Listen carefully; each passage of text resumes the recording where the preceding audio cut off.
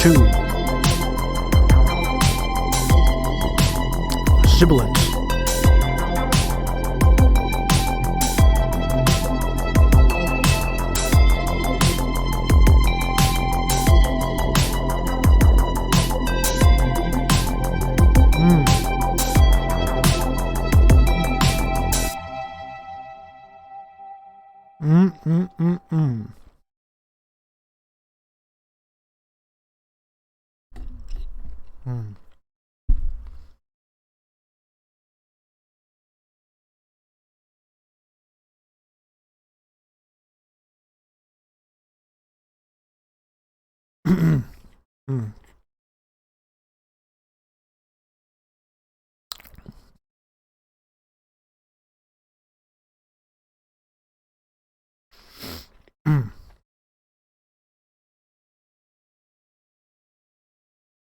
Just one moment here.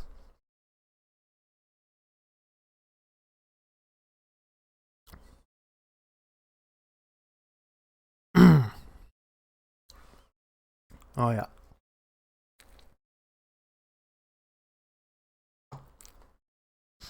Mm-hmm.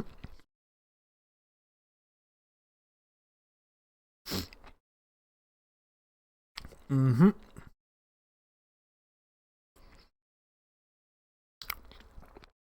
I'll just be another couple minutes audio only, crew. I'll be with you in just a moment.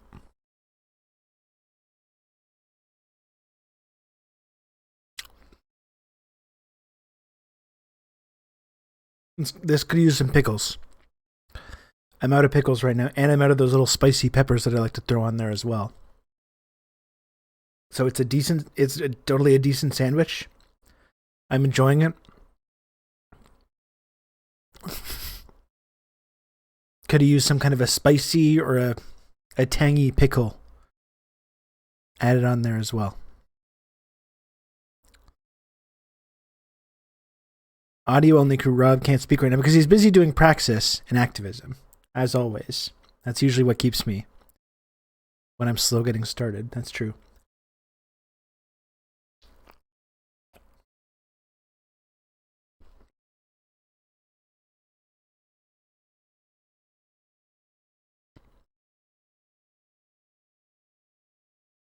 This does have This does have some Dijon mustard on it, which is not hot.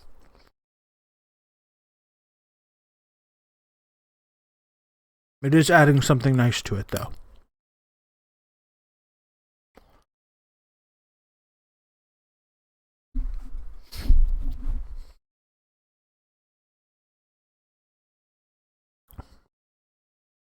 Why is Rob the only one who gets food? This is my show. This is my show. You don't eat. Only I eat. You're trying to eat lunch too right now? Put it down. Put it down. This is my time. Yeah, you. I'm talking to you. Don't look around. Don't look around. Yeah, you. Put your lunch down. Lunch is for streamers.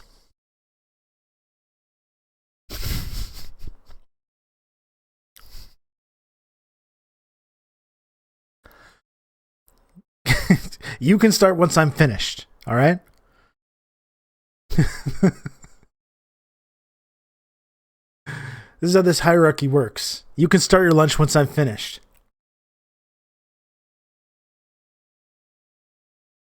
I was eating breakfast when the show started, and Rob DM'd me and just said, put that the fuck down.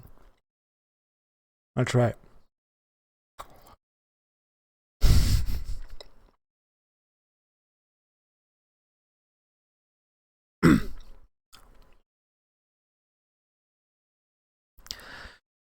I'm not even going to read that comment. Comrades social distancing. We're not starting that meme. We're not starting that meme today, sir. Chin chin, everyone.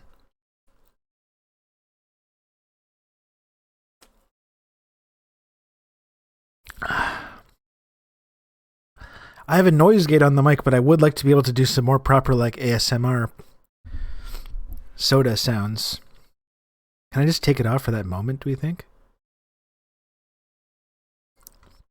Oh yeah, I can. Okay, hold on, listen. I was going to take off the noise gate for a moment. Let me see if this is like, let me see if you notice a difference. Okay, ready? Chin chin, once again.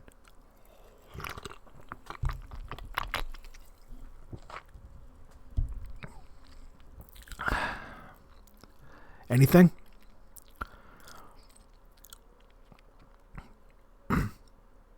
Anything? Did that work?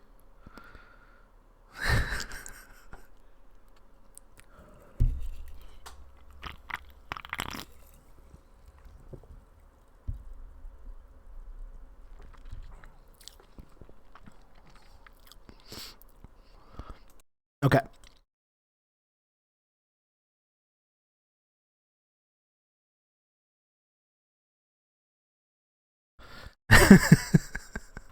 Okay, no more of that. Back to the noise gate. Aspartame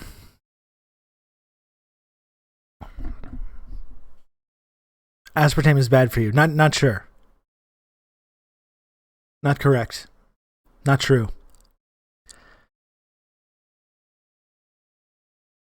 I'm feeling some kind of way. Interesting.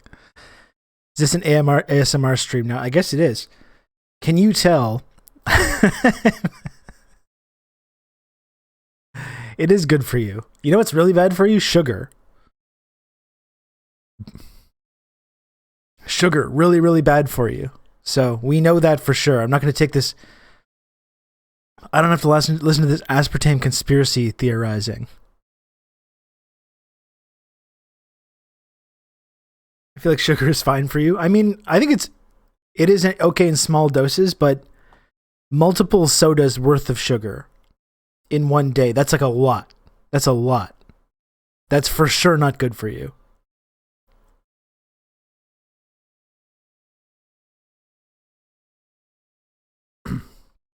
Okay, one more time.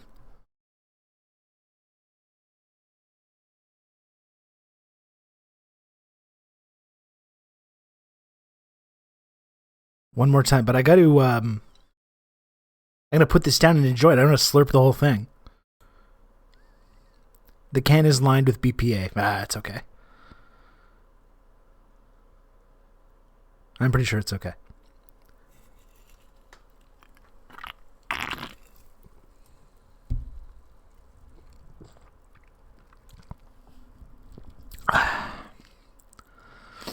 Okay.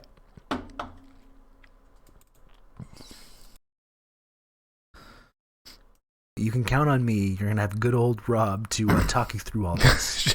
Sure, wish someone would tweet that they're live. Okay, B-Rat. All right. Fine, I'll tweet that I'm live. That's going to make you happy.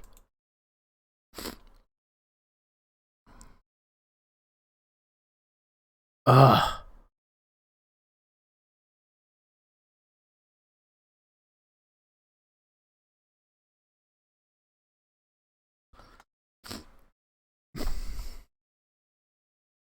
Ugh. The things I do for this community.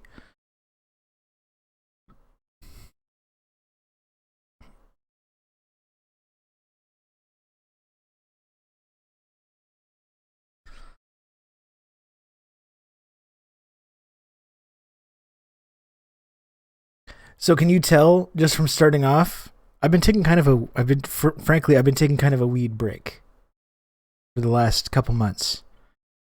I'm kind of starting to get back into it. You know, weed was a big part of my lifestyle for many years, and I've been kind of taking an extended break for the last couple months. Can you tell that I've started to imbibe a little bit again? I had one of those out-of-body experiences when I saw myself slurping soda on the stream and watching the mic settings to see if it was picking up the sounds of both the slurping and the bubbles. Then I was like, oh shit. Oh man, what is this? What am I doing? What am I doing here? I look up and see the viewer number. Hey Nicole, what are we talking about? I was just doing like an ASMR kind of thing where I was slurping from a soda.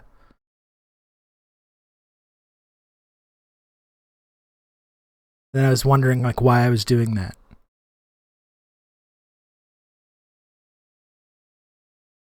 Okay, focus on doing this tweet. Focus on doing this tweet. I can do this.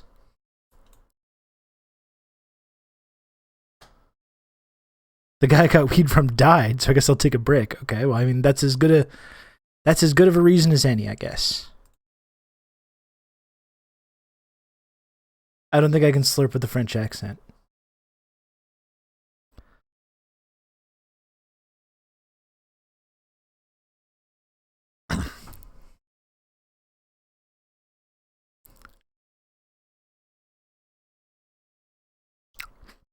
And I just ate my sandwich and I've got some little tiny cherry tomatoes to snack on. What do you think about that?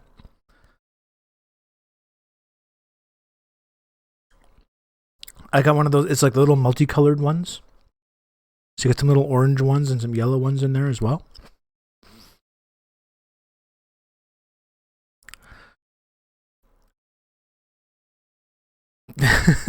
Not even gonna try, just quitting from the get-go. I don't think I can slurp. I don't think I can slurp in a French accent.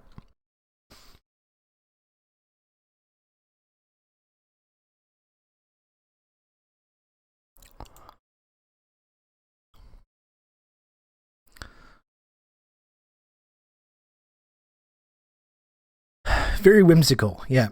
Rob, real talk, are you taking the UNC Tar Heels or Kansas Jayhawks into the March Madness final? I really don't know anything about college basketball. Like, I don't follow it. I barely watched it. I think I watched one game in this March Madness tournament. I kind of meant to watch the North Carolina and Duke game on Saturday. I kind of told myself to watch it and completely forgot that it was on. So with my barely there understanding of college basketball, I'm just going to go with UNC because they beat Duke twice and humiliated Coach K in his final couple games against North Carolina. That's kind of enjoyable. No, I don't have anything particularly against Duke, but they're just kind of annoying.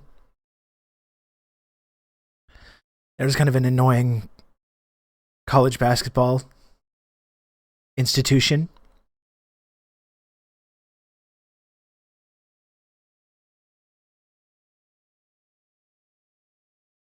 So I'm going to go with the North Carolina Tar Heels.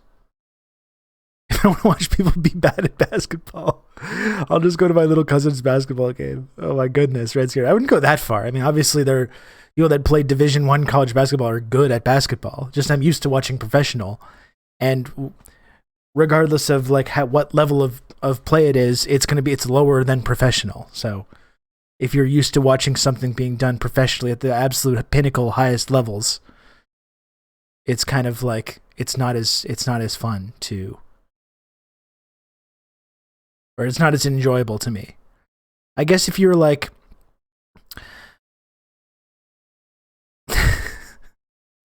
I guess if you're like really like a sports, like the level to which you're emotionally invested in it really does make a huge impact, doesn't it?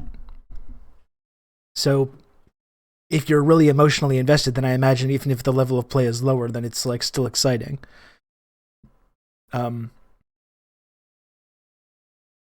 So I guess for a lot of Americans, that's a thing, like the whole college thing. Loyalty.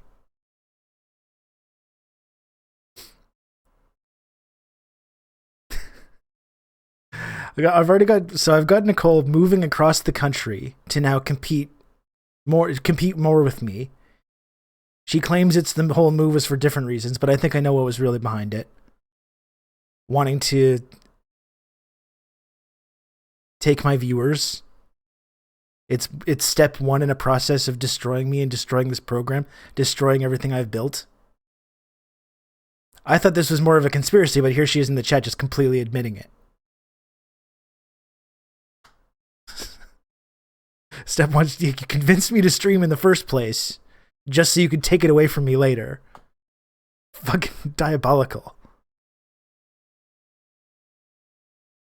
Unbelievable. Yeah. Exactly. Yeah. It's almost too easy. Clear that the basketball is not good. It's just a vehicle for degenerate gamblers to gain legitimacy in society. And I mean, it's preposterous how many billions of dollars are wrapped up in college sports too, and the athletes get nothing. I mean, they get scholarships to Division I schools, and they probably get treated like gods while they're there. But like, that's not considering the fact that they're making very wealthy people billions of dollars through their like, you know, incredibly hard work and training and dedication, generating billions of dollars for big conglomerates, media conglomerates, and these completely unaccountable schools. It's like, oh, here's a scholarship for a few $100,000. Thank you. Thank you.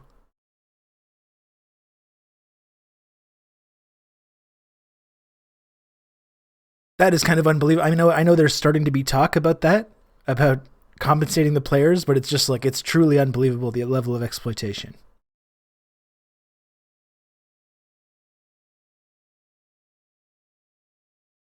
Yeah, college coaches are the highest paid public employees. It's unbelievable.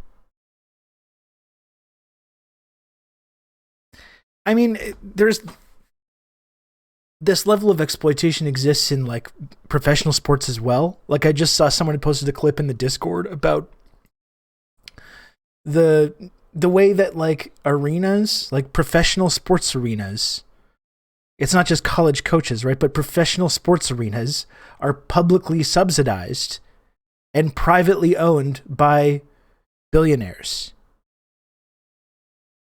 It's like, how does that make sense? Like, how is that okay with anybody? Like Buffalo, for example, they're spending billions of dollars of public funds on a new stadium. This is one of the poorest cities in the country, in the United States. Spending billions of dollars of public funds for a new stadium so their billionaire owner can profit from it. It's really kind of amazing when you think about it.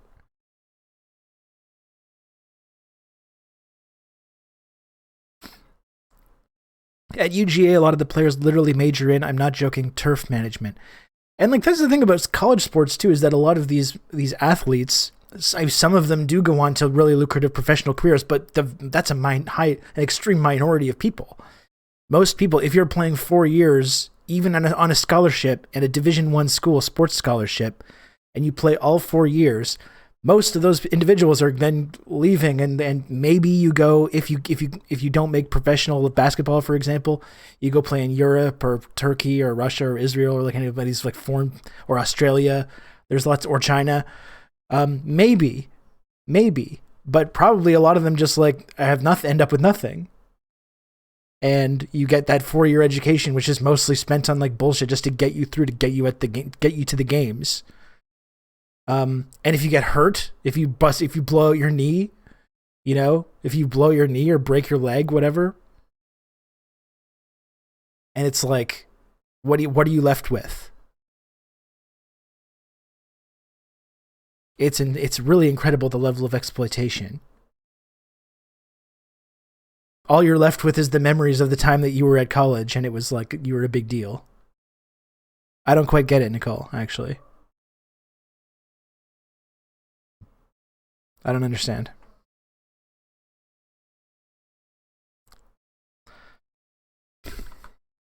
Okay, tweeting that I'm live.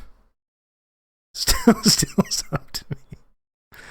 Tweeting that I'm live. Sometimes I'm like Leonard in Memento. Tweet that I'm live. Hold it in your head. Write it down. Hold it in your head. And then one thing just comes, distracts you, and it's like, bloop. What? What are we doing? Then like 2 hours go by.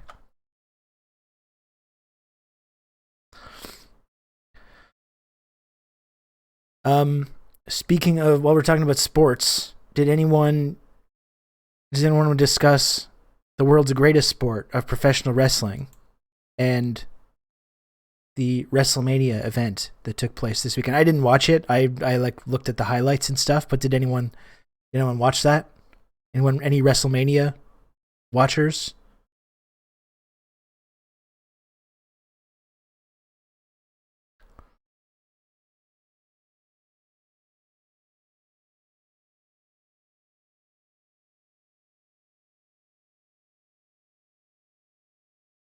Did someone win wrestling? Well, I mean, I guess there was a whole lot of wrestling.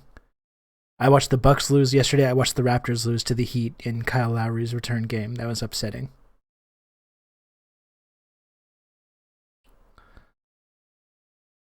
I saw an 80-year-old Vince McMahon fold like an accordion. This man should probably not be in a wrestling ring anymore. What's the pants situation? Yeah, I'm just wearing jogging pants right now. I don't know if I'm not through with the denim mark at all. We are getting into summer, so we are getting into basketball shorts era. So that'll probably be my next phase that I'm in. I can wear this, which is with basketball shorts under it, right? That's like an okay look.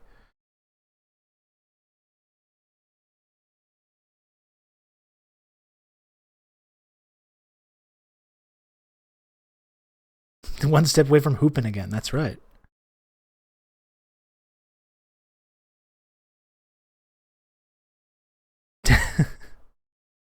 Vince tearing both his quads, jumping in the ring will forever be my favorite wrestling moment. That was very funny. That was very, very funny.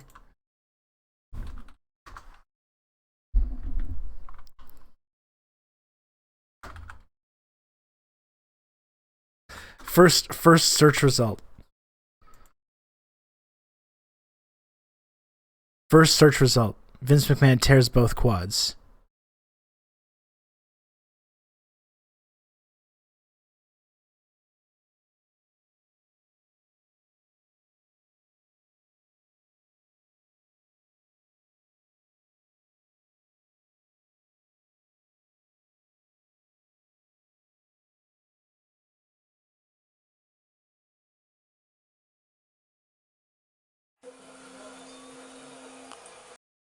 Do we have the actual clip? What's this? What's this one? Right?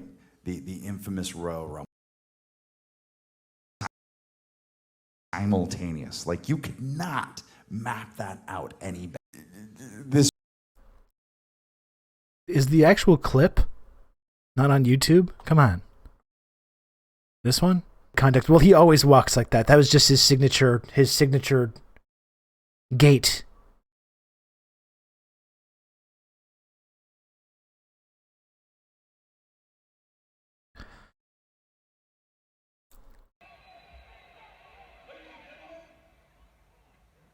So they do restart the match, I guess, and Billy Vince just like rolls out of the ring. Like, look at him grabbing his legs. There was a really good think piece I can never find now, comparing Trump's rise to political power to everything he learned doing appearances from W.E. McMahon. And Lodane talked about helps me understand American politics. Yeah, I mean, it is a helpful way to understand. The idea of like wrestling and kayfabe is a really helpful way of understanding American politics, or any politics in general, especially in like Western liberal democracy. Trump's a heel. He's an all-time great heel. You know, you love to hate him. And the absolute best professional wrestlers, that's how, like when you talk about Ric Flair, that's a unique skill. When you can make people hate you so much that they want to pay to see you get your comeuppance. That's the ultimate work of wrestling. That's what animates. That's how wrestlers have filled up stadiums around the country and around the world for generations. And Trump has that skill. He's an all-time great heel. You know, we all hate him, Orange Man bad and all that, but we love to hate him, don't we? We love to hate him. We love the spectacle as well. It's how, you know, it's how a lot of people have made a names for themselves, including me. You want to ask about how I have a platform on Twitter or Twitch? It's because I made myself a heel to a big part of America, the whole MAGA world. and I repeatedly kept pushing their buttons and making them talk about me and making them get mad at me for like a bunch of like, I just kept saying wild shit. And then the more I did that, the more people like Ben Shapiro and the Prison Planet Paul and Charlie Kirk and Fox News and InfoWars, they started talking about me all the time because they're like, fuck, this guy, I hate this guy. Wait till we introduce you to this asshole. You're really going to hate him too. And they get the clicks. That's exactly why I'm here in the first place. I healed it up during the Trump era for that exact reason. You're a heel to them, but a face to us. Thank you, Lodane. I appreciate that.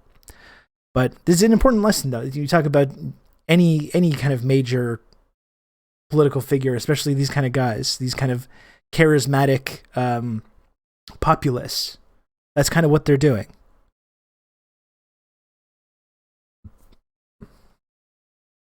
That's kind of what they're doing. That's exactly why Trump got to where he is. I'd let my daughter date an MS-13 member before a Republican bit. That's it. And I kind of became addicted to it. I became addicted to the negative attention, just like Trump did as well. You can see this process, especially when he started running for president. All of a sudden, I kind of buy this idea with Trump that I still didn't tweet that. I'm like, God damn it. That he didn't totally believe ever that he had a chance of winning, but it's just like, yeah, you run for president, you get in the media, you get in the news cycle, you get a bit of a tax write-off or whatever. You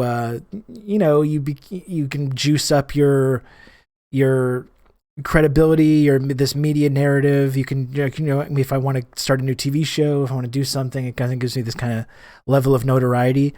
And then when he came down in that first speech and called Mexicans rapists and everyone lost their minds and there was starting to be all this blowback and people freaking out, but then people started really liking him as well. And I think he as well just kind of got into like, oh, okay, I can just kind of, there's this in the Michael Moore movie, I think it's Fahrenheit 9/12, like the newer one. He kind of explores this idea where when he does one of those first big rally after that incident, and he sees all the cheering hordes now coming out to see him, he was kind of like, huh, okay.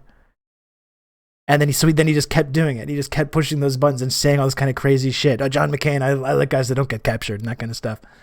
And all of a sudden, the cameras on his empty podium. They're like the media became addicted to talking about him, and I think it becomes this like feedback loop.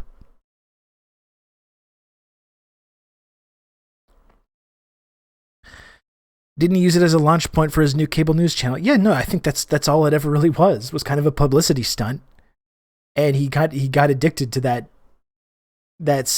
outrage news cycle, and noticed as well that the more he did that, the higher his poll numbers went. You remember Trump ran in 2012, like he ran with the election against Obama with Mitt Romney, and it was an afterthought. It was a sideshow. It was stupid. It was just a big joke. And he was out in the early primaries, and then he just kind of bowed out, and then kind of went back to being like a media asshole. That's all I think he intended to do this time. I don't think he had any intention of actually winning.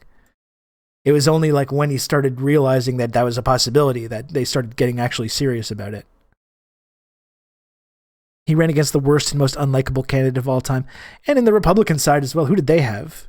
Like he exposed the entire establishment, not just the Democrats, but the Republicans were just, we got Jeb. Jeb's our guy. Who else? Like who else even had a fucking possibility?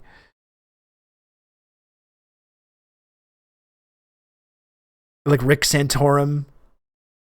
All these guys, like no one likes these people. No, everyone hates them.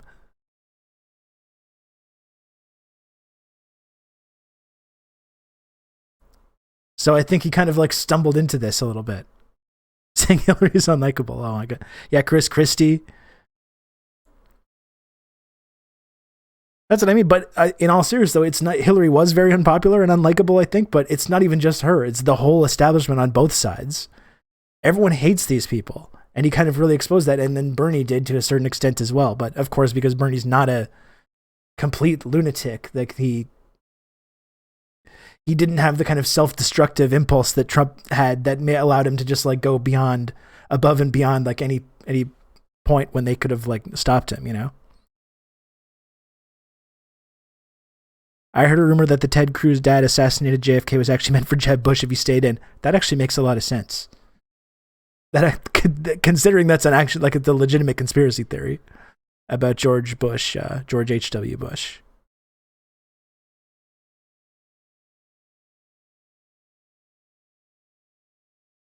Democrats, kings and queens of choosing the least popular politician in one state and making them the least popular politician in all 50. It's true. I think Jack Allison called that the reverse Southern strategy, which makes a lot of sense.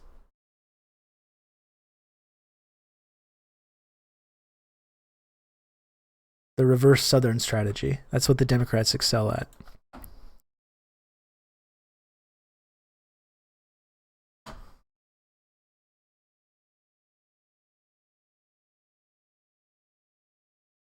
Let's dispel with the notion that Barack Obama doesn't know what he's doing. He knows exactly what he's doing. Yeah, Rubio is a great example because with Rubio, he was like the anointed one, right? If it's not Jeb, Rubio, he's young, he's dynamic.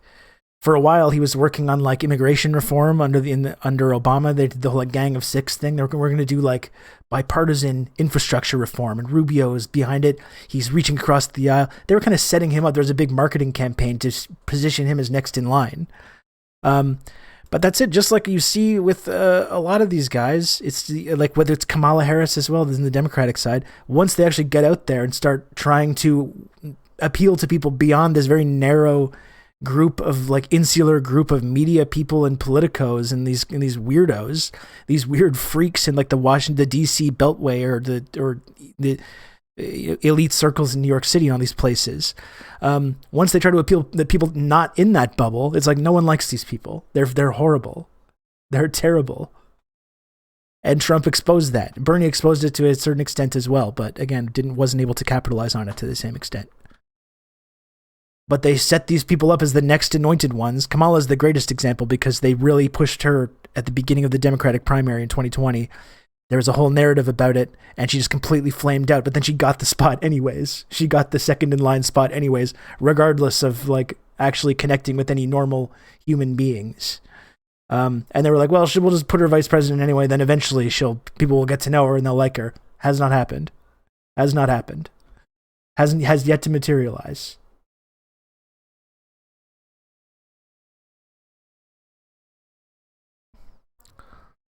The Aaron Sorkin lovers, exactly. He was the moderate or business choice, the Warren of the 16 race. Well, that was also funny because with that whole gang of four, gang of six, I can't remember the whole immigration thing. That was the whole thing, Obama. That was their whole strategy. The Sorkin lovers in the Obama administration. We're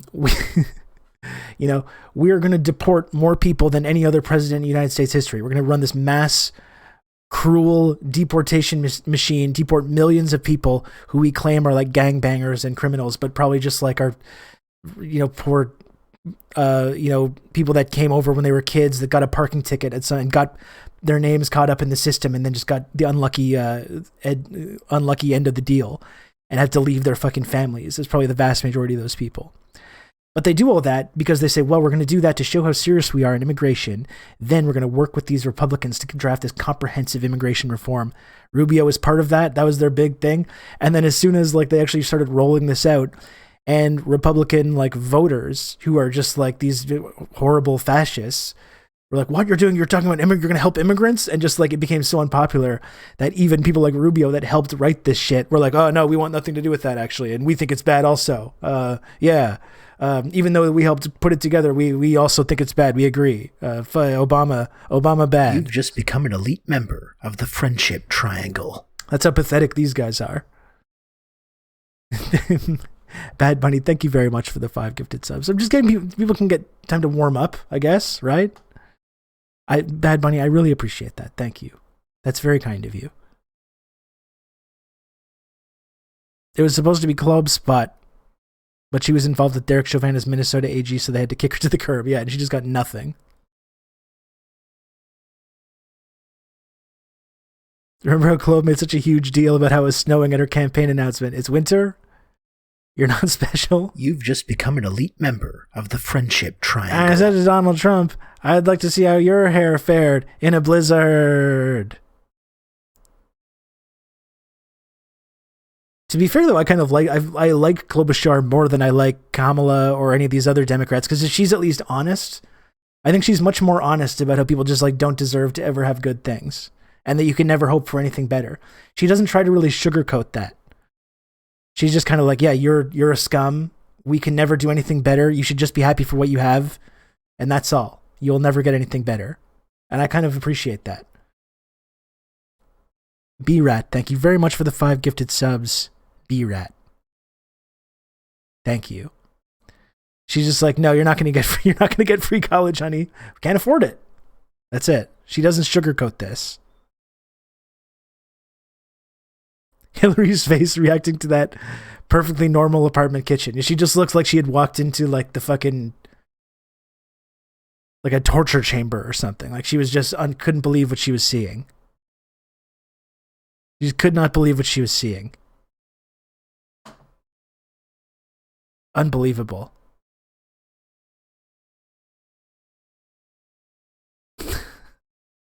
So to be fair, I kind of appreciate that about her. Okay.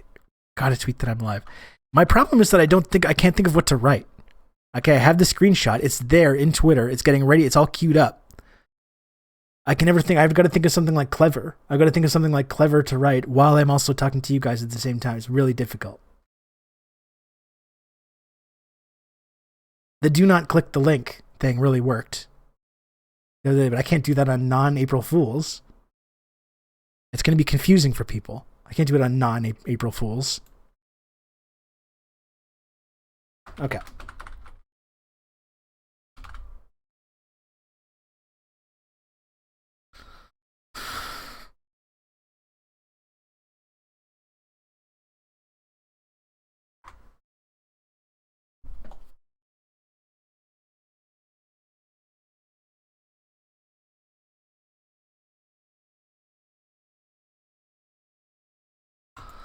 Okay.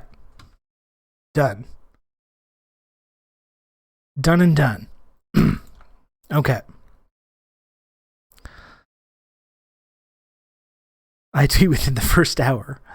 I mean, I guess, yeah. I mean, sometimes I'm just talking about snacks and stuff, which I don't feel like people are going to tune into that and be like, why do I want to spend time out of my day, valuable time out of my day, to watch this adult man talk about like soda? Why do I want to do this?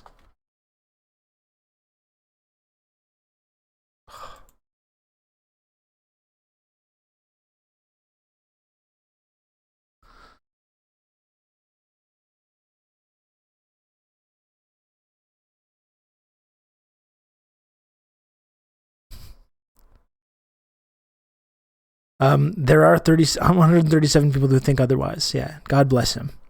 I like the soda talk. It's a pleasant distraction. I'm going to take another sip of soda, actually. Now, all this talk about soda making me thirsty for soda.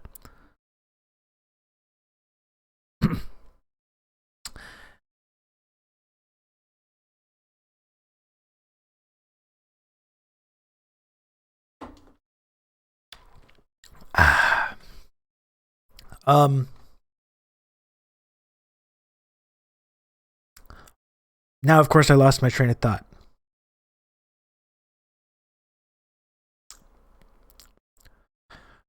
Yeah, no, but it is just like, it's funny thinking about that. The way that these establishments, like, this is exactly why Trump was able to be successful.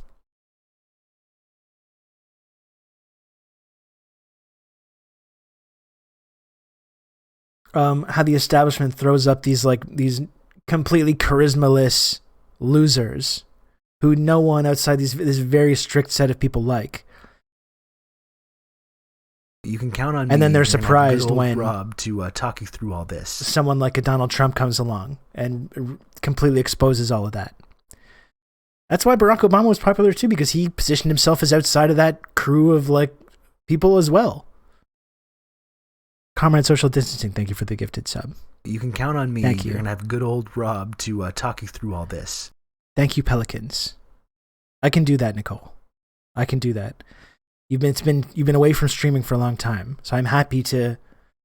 I often say, women uphold half the sky. I'm happy to contribute my half of the content audience.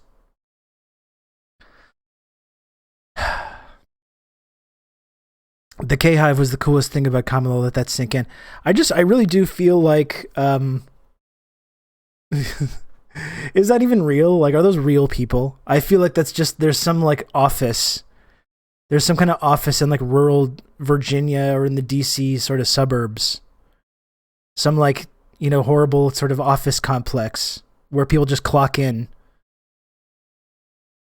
Like all the like Yas Queen Democrat meme factories and all that stuff.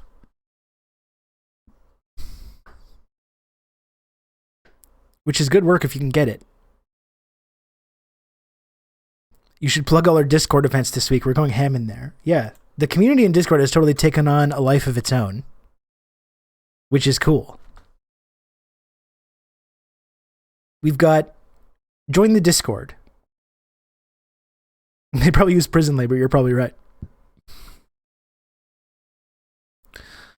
For pennies on the dollar. Tomorrow night at 9, join the Discord, okay? Tomorrow night at 9, we've got Theory Book Club, The Principles of Communism. Our first meeting of the Communism Theory Book Club, which is separate from the other book club that we have going on. We've got Babylon 5. I didn't even know this was going on. I have to pay more attention to this shit. We got Babylon 5 on Wednesday. We got Twilight viewing. The whole Twilight series continues with Twilight Breaking Dawn Part 1 viewing party Thursday at 9:30 p.m. Eastern. And on Wednesday, April 13th, we have Marbles Season 3 kicking off.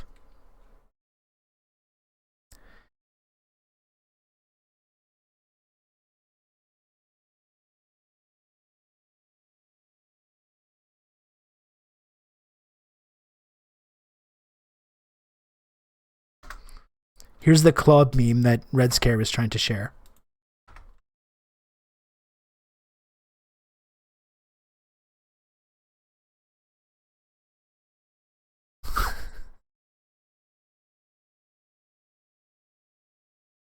I love it.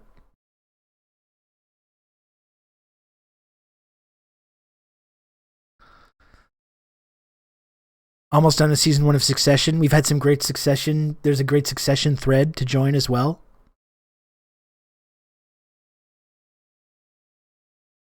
We've also got fellow streamer Doc Hollywood starting a leftist film series in Discord as well.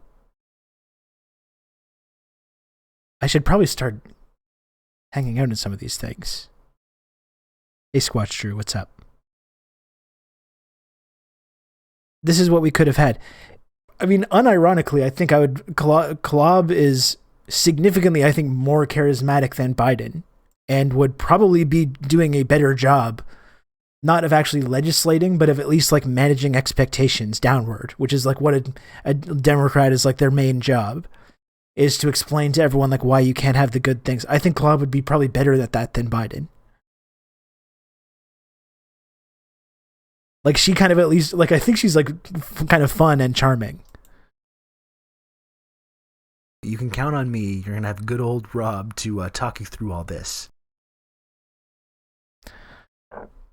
Globe would have already sold Eastern Ukraine. Well, that she would probably be doing the exact same shit there, considering she was part of that meeting with John McCain and Lindsey Graham meeting with these Ukrainian militias in 2017, talking about funneling them arms and stuff like that. I'm sure she would be doing the exact same thing.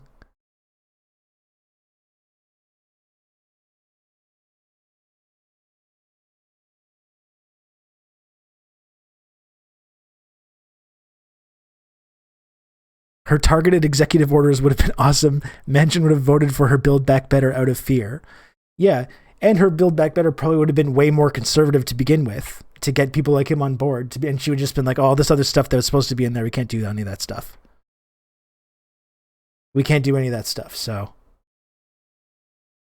And then, yeah, she would keep everyone in line with fear. Manchin and all these guys.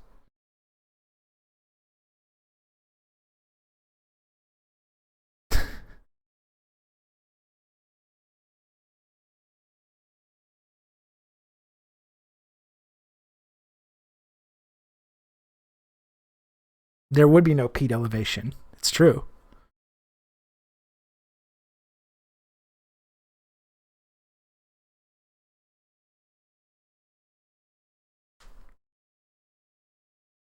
And frankly, like her getting ditched at the expense of Kamala because she was connected to Derek Chauvin and that it's like it's not even like anyone would have cared. All these liberal Democrats are already like on board with the idea of like, oh, we can't defund the police, and we have to make sure that the police are funded even more, and all this woke Black Lives Matter defund the police stuff, that's all costing us elections. I don't think they would have cared all that much about her connection to that, frankly. The MSNBC crowd, right? And she's significantly, I think, more charismatic than Kamala Harris. Like she's kind of, I find her kind of likable. And Kamala Harris just comes across as really kind of weird and alienating with her weird kind of laughter thing that she does.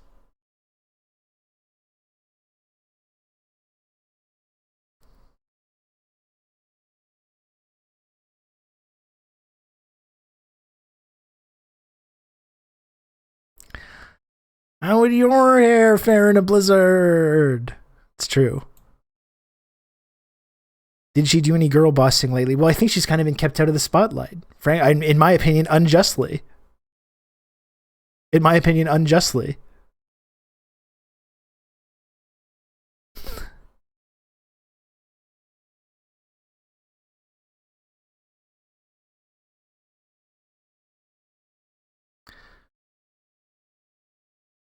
This guy's still yapping. Oh my goodness. I literally just started yapping. I've been yapping for less than an hour.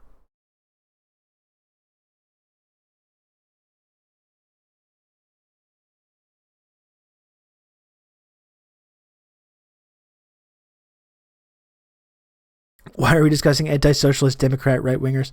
I mean, I guess the thing that I was kind of trying to hint at was how a lot of the time these people that have been like held up as being next in line in these big bourgeois political parties on both sides, whether in 2016 it was like Jeb and Marco Rubio were these guys that were being held up as like Rubio especially, right? He was had a whole big marketing campaign setting him up as the next in line, the next guy, the kind of moderate, young, hip, conservative guy. And how when you see these things, when you see these like basically media marketing creations actually get put in front of people, actual human beings that just reject it immediately, that helps us, I think, understand how people like Trump come along and completely upset that, because it's like the more that they show that they're outside of that system, that outside of that big exclusive club that's producing boring losers like Marco Rubio, as long as they can show how they're like outside of that, it gives them this credibility with people that are completely fed up with all of this bullshit and have no connection with any of these people and don't like any of these people. Yeah, remember Rage Against the Machine lover Paul Ryan? For a while it was Paul Ryan. He was the guy, right? He was the guy that was getting the next in line thing. Paul Ryan, Eric Cantor, Marco Rubio, all these young, hip, conservative guys. The early 2010s, when the Obama years, were all about setting these guys up as kind of the next generation. And they're all gone now. They're all gone because no one actually likes these people. No one actually likes any of these people. And we saw the same thing in 2020 with the Democrats. We're setting up Kamala for being next in line. We're setting up Mayor Pete with the lights coming out of the gymnasium. And if all the lights go out, if we can light up a gymnasium, we can light up a town. All this fake marketing campaign focus group bullshit that everyone just sees through. Every like normal person immediately sees through it. Well, Ted Cruz wasn't really held up as one of these guys. He kind of forced himself into that position, but he's just so unlikable on a broad spectrum that he can never really like overcome that. But this is like, I think this helps us understand how someone like Trump can come along and completely overtake all these losers, right?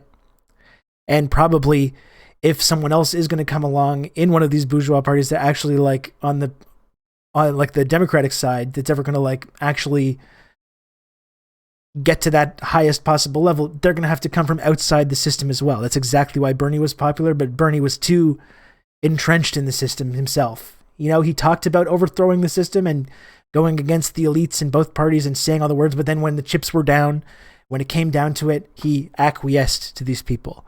And if someone ever is going to come along in one of these bourgeois parties that to fill that role, they're going to have to be willing to go all the way with it the way Trump was. He wants to overthrow the system, but he operates within it. Very curious. Yeah, it's true. It's true. I mean, that's the thing. It's like you can't really take someone seriously when they say like we're gonna, you know, we're doing a political revolution. We're gonna. I don't care what the elites in both parties say. And then when the elites in one party says like, okay, now you got to drop out because you know obviously you lost and it's gonna be our guy. And if you don't do it, then the bad guy's gonna win. And you go, okay. I guess that's the kind of the lesson that I think anyone's gonna have to be willing to go beyond that. You know, push beyond that.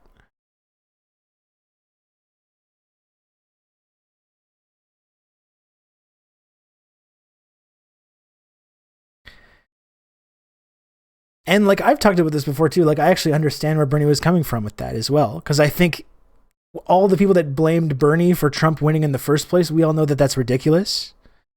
We all know that that's like preposterous that Hillary lost because of Bernie, or that Trump won because Bernie helped him win it. Like we all know that's ridiculous, but I still think that he maybe internalized that, and he sort of blamed himself, and he thought he could, you know, he went everything that he did following when he dropped out against Hillary, he was operating under the assumption that Hillary was going to win, and I think I don't want to like psychoanalyze Bernie or even spend that much time talking about it, but I do think that he kind of like blamed himself slightly for Trump winning and didn't want to have the same thing happen in 2020.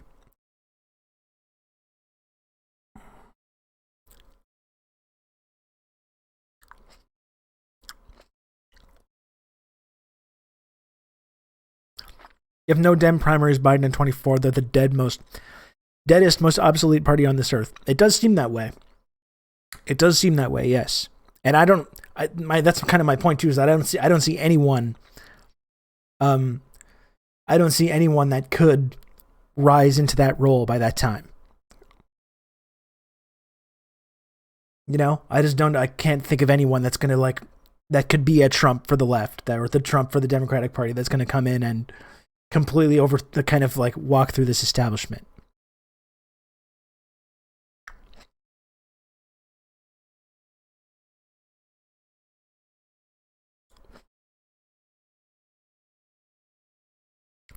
Yeah, I agree, Sailor IQA.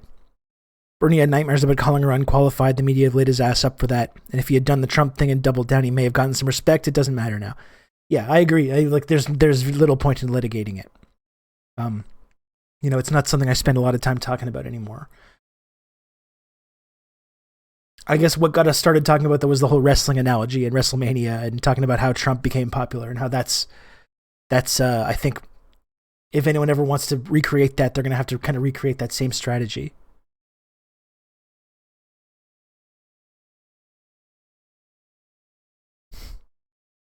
Yeah, and I agree with that as well, Raul. Did bring a real paradigm shift in the political landscape. I agree with that. I certainly wouldn't be where I am today without you know the Bernie Sanders campaigns and the impact that he had on me from like 2010 to 2020, basically those 10 years I spent really paying a lot of attention to him. So I agree.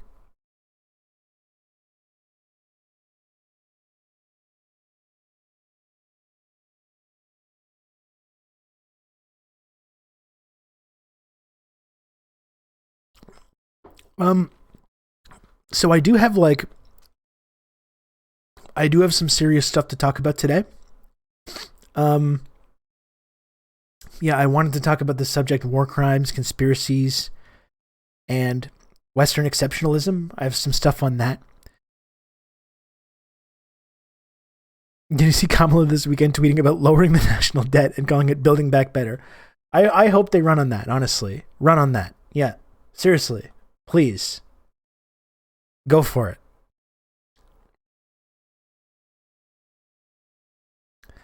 I encourage them to do that. So I've got a lot of stuff to talk about there. I would also like to, I don't know if we could maybe, if this is something that people are interested in.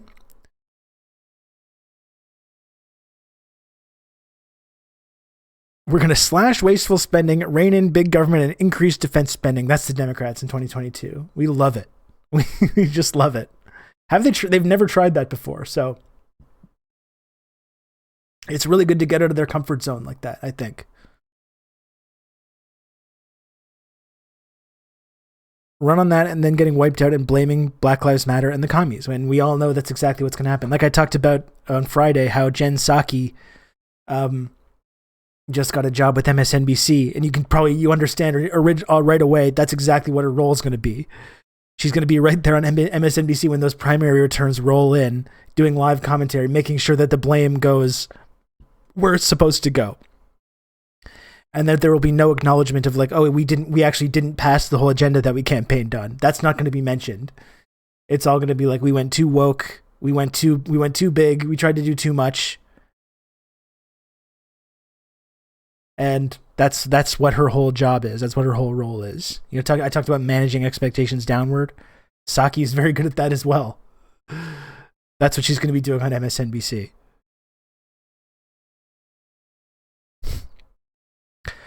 So I also thought something fun we could do. Let me know if you're interested in this, because I don't know if you're in the Discord, you saw in the image board channel of the Discord server, I was creating a bunch of artwork. This weekend with this new AI program that was created called Midjourney. This new AI art bot, basically, that I got an invite for because I'm a big time serious influencer. And I was creating a bunch of artwork, just giving this AI prompts and posting what I was getting in the image board part of the Discord server. I made some really cool stuff, I think. And I thought it could be kind of fun to maybe do like a community version of that and start giving this AI some prompts and create some community art stuff. That's something we could do today as well. That could be kind of fun.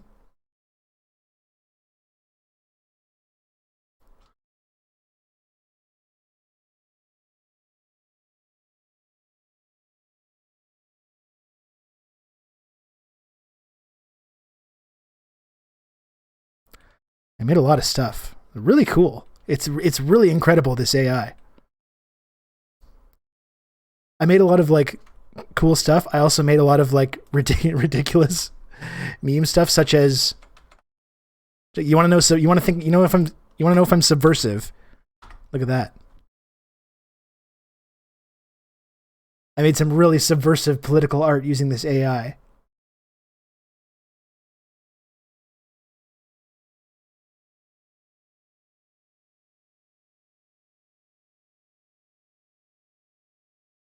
That's President Obama as the Joker.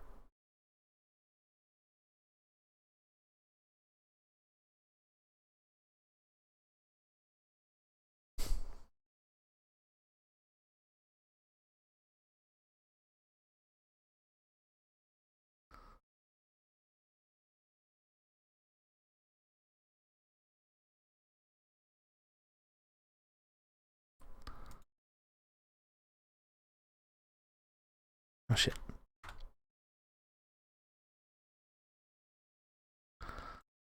This one was kind of a joke though. But I made a lot of really cool stuff. This is what kind of kicked it off. This series I did on these communist aliens.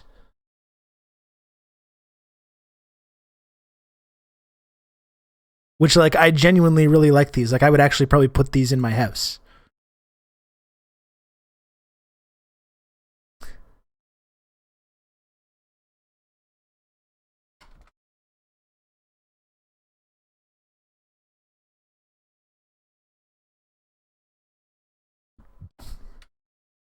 Communist aliens, folks.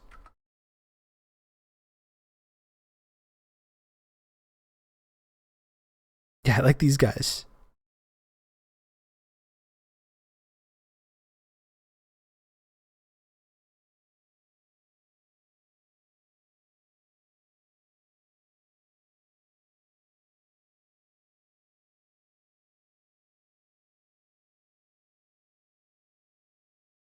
I really like these. Let's take a look at some other stuff that I did. If you're not in the Discord, this one is Soviet Iron Man destroying capitalism.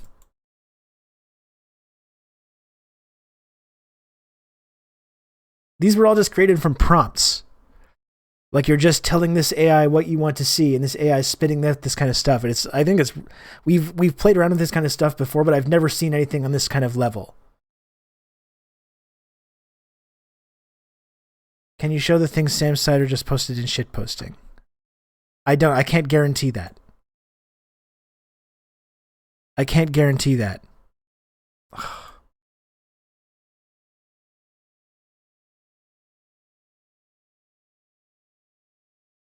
I don't endorse this. I don't endorse this.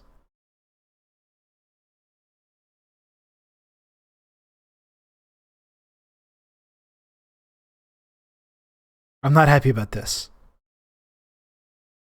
Anyway, let's go back to the cool stuff that I was doing that I do endorse. Jesus.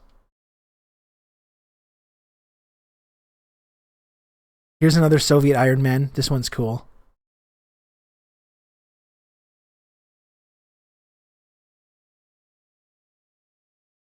Sam is very cursed content royalty. It is true.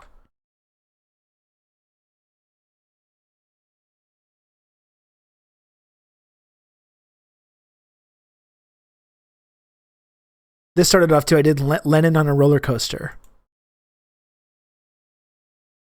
which I liked as well. It's really incredible. These were just coming from prompts. What's this software called? It's called Midjourney.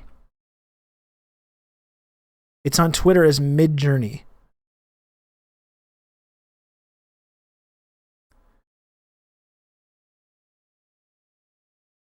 There's some weird Lovecraftian body horror shit going on in the background there as well.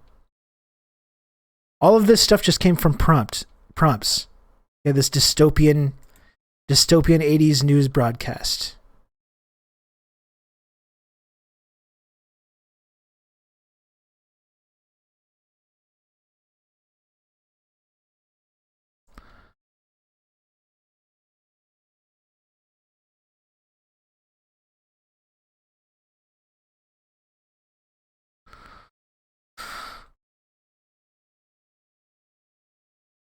I was playing around a lot of like ruined cities. The theme that I was kind of hitting on a lot was this kind of idea of like these ruined, destroyed cities with beautiful parts as well.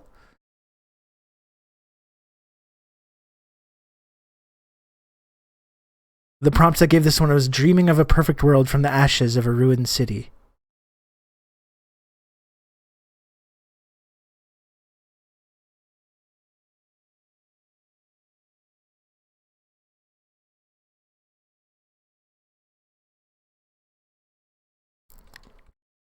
There was a lot, so we can skip over some of it.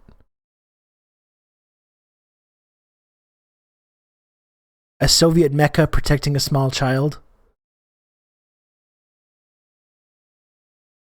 I went back to this motif a couple times. I did some of the portraits of Kwame Ture, which came out kind of interesting.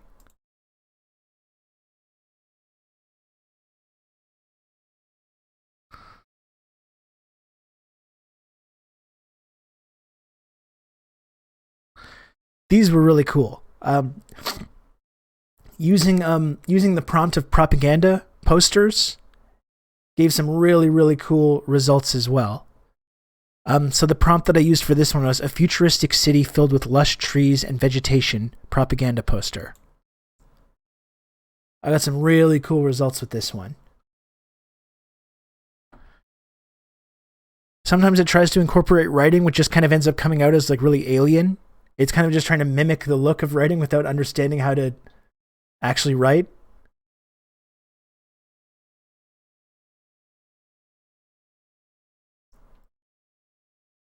This one is really cool. Like these one, I got some really amazing results with this.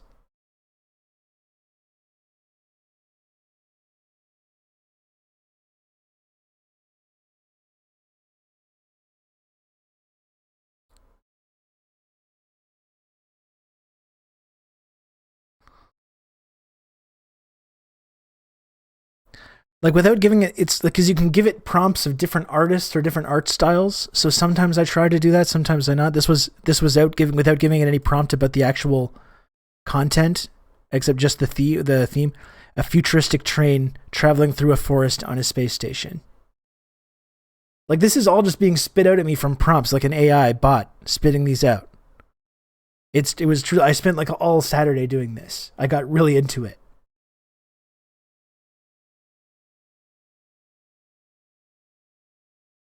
Any idea when it will be released to the plebs? I'm not sure.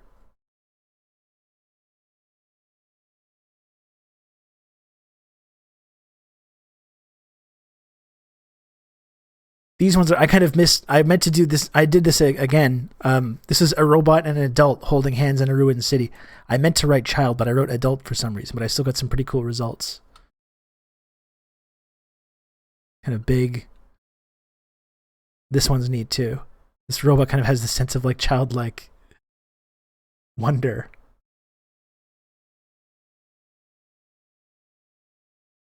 Yeah, the thing anime is weird. I got some weird results with that. It kind of tried like it was kind of looks like the thing from the Fantastic Four, also with the John Carpenter film. Really interesting results for this one.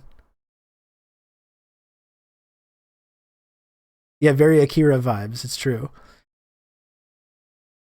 And this one just randomly seems to have like a sort of like a parka at the bottom.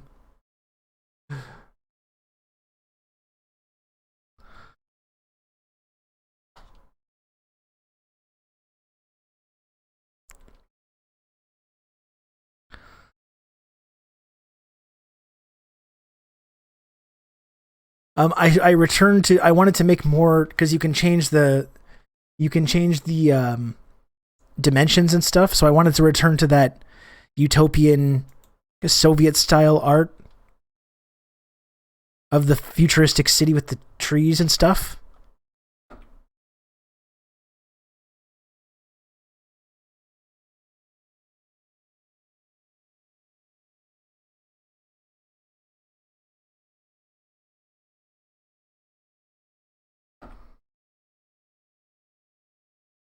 It's cool, right? Like I really like this art.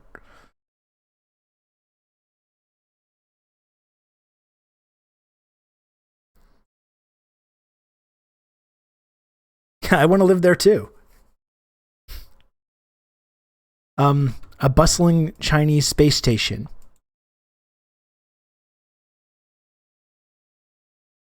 Pretty interesting stuff here.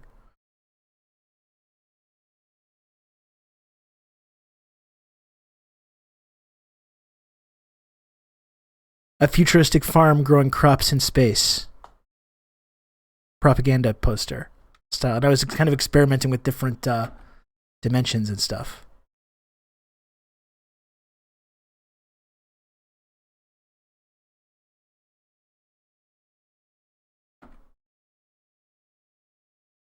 The alien writing gives it a kind of weird element as well.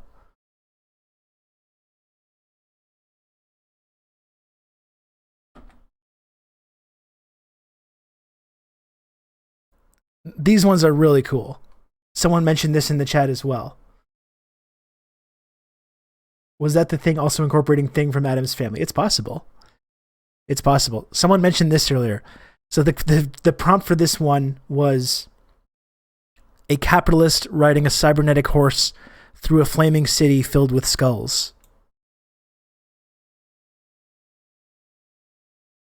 That's what it spat out.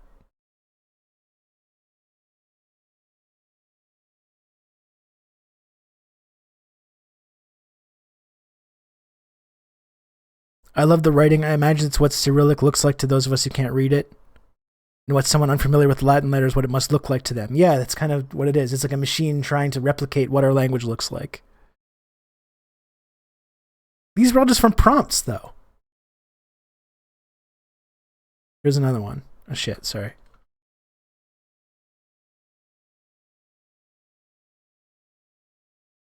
Here's another one.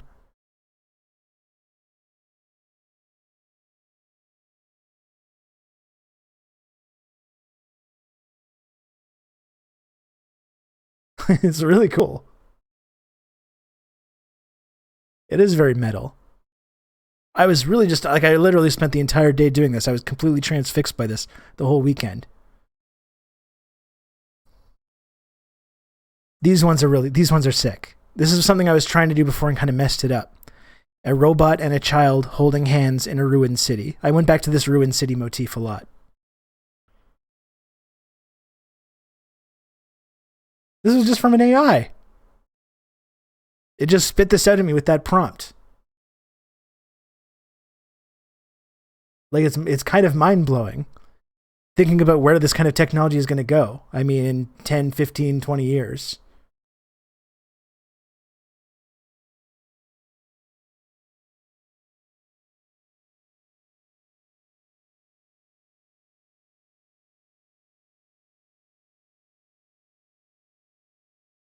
Yeah, a more doomer version of Wall-E. That's right.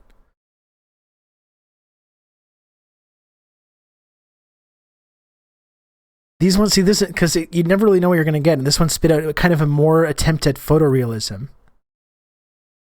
A child wandering through a lush rainforest growing on the ruins of a city. That was the prompt. And it looks more like it's trying to imitate like an actual photograph than a drawing.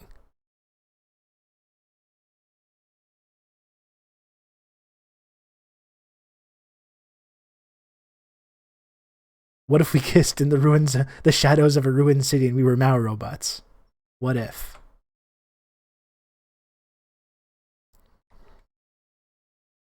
This one of Malcolm X is pretty cool. Just trying to do some more portrait style ones, like individuals.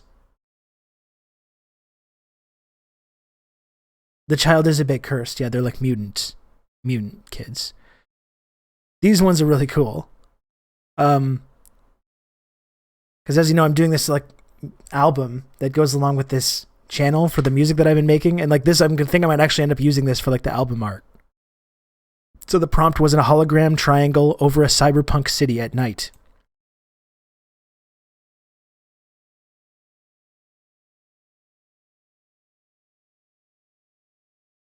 All those dreams of AI doing the dirty jobs and everyone becoming artists have been crushed. Well, that's what I mean. It's like I've always kind of been interested in this kind of thing, but I have no artistic capability whatsoever.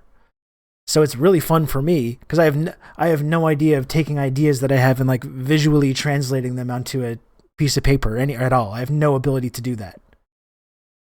But being able to like work with these bots, which I imagine just as the years go by are going to get even more incredible and even more like indistinguishable. It's really cool for me to be able to take some of the ideas that I have and have it in a way kind of translate into reality like this, which I would never be able to do otherwise.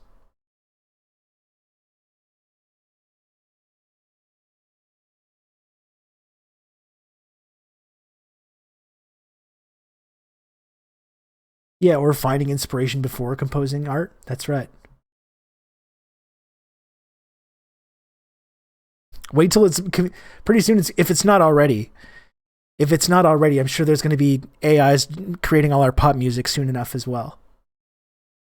I'm sure it is. That's happening already, but we don't know about it. But pop music is just a formula as well. It's just a science that you could probably just plug in a tempo and a few things into an AI that would go over the hundreds of thousands or millions of popular pop songs that's in its memory and just spit out the exact algorithmically designed perfect pop hooks and sounds designed to like get people addicted to it.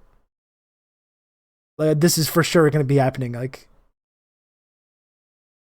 that synthwave. Yeah, but you still have human beings kind of just placing everything. Eventually the human beings won't even be there anymore.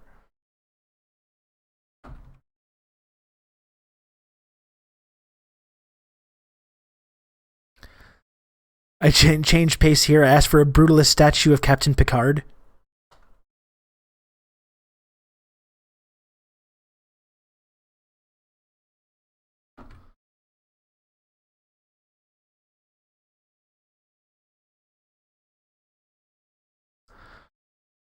I got more political art too. I did Barack Obama laughing in front of a burning hospital.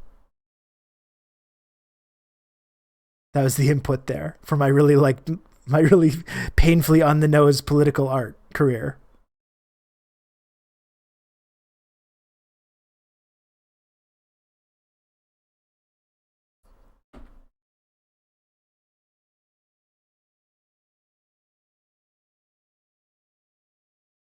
And there's just a couple more. This is animals grazing on grass, growing in a destroyed city in a Miyazaki film.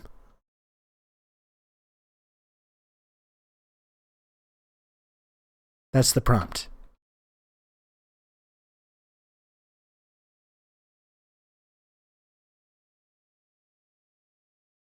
I'm really kind of fascinated with that idea of the destroyed industrialized cities with the nature growing over it. There's something that's always been really appealing to me about that idea. I believe in art you call that the sacred and the profane. Earth reclaiming ruins. I'm very fascinated with that. That's why I really liked that's a lot of that in The Last of Us or in Horizon Zero Dawn as well. That's a big part of the aesthetic for both of those games. I really like that stuff. I remember the first time I ever thought about that as well when I was a kid. The first like kind of a post-apocalyptic story that I got really addicted to as a kid before I got into like Dawn of the Dead and zombie movies and that kind of stuff was that book Day of the Triffids. Anyone ever read Day of the Triffids? I think it got made into like a TV series as well. About these like alien plants that land on Earth, but that are like hostile. But at first they're just a little plant. They're super easy to get rid of, and it's more of a novelty. So no, it's just kind of like, okay, there's these weird plants that are trying to eat people on the planet now, but it's not a big deal. But then there's this big comet that appears in the sky, and everyone that looks at the comet goes blind. And then all of a sudden, once like most people in the world are blind because everyone's up there looking at this incredible thing, once everyone in the world has gone blind, then all of a sudden these plants are like hyper dangerous and they start kind of taking over. And it's this whole like apocalyptic thing, society collapses. And I remember specifically that they talk about later on like grass growing on the concrete and this idea of like nature reclaiming these big human cities. There's something that's always stuck in my mind about that.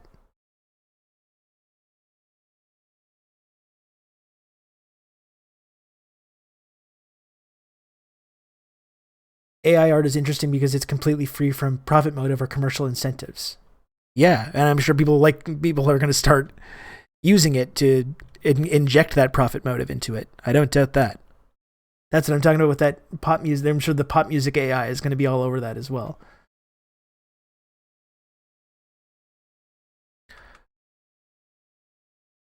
There's so many tabs now. So many tabs of this art.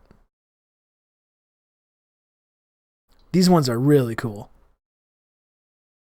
I couldn't get over this. Really loved those ones. Just closing these tabs here. So these are, if you want to look at these more, they're on the image board part of the Discord server. Should we try to make something though? Wouldn't that be kind of cool? Should we feed it a prompt right now? Feed this AI a prompt right now and try to create something? Would that be kind of cool? That's a cool thing to do, right?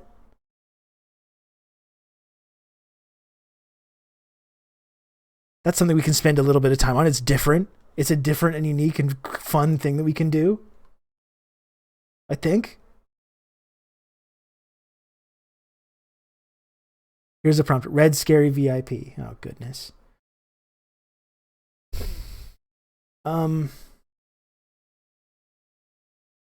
What's the best way to do this? First of all, James Ed Smith in the Discord server recommended a prompt, so we can start with that. We had James Ed Smith in the Discord server that tried modern soldiers riding Boston Dynamic big dogs like knights riding horses. So that's the prompt. I'm going to go into Midjourney right now and plug that in. It's a Discord server.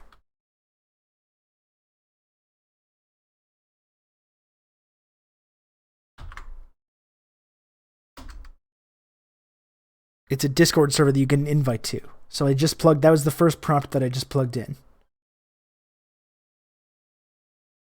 Modern soldiers riding Boston Dynamics big dogs like knights riding horses. So we'll see what it gives us.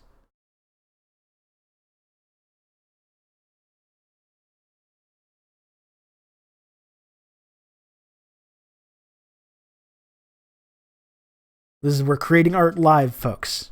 This is a community art project. We're doing this together. Klob writing a gigantic stapler chasing down Mayor Pete. We can try that. We can try what it gives us.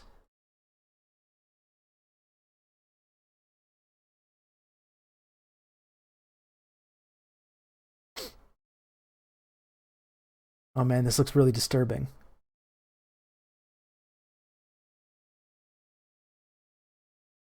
This looks really disturbing.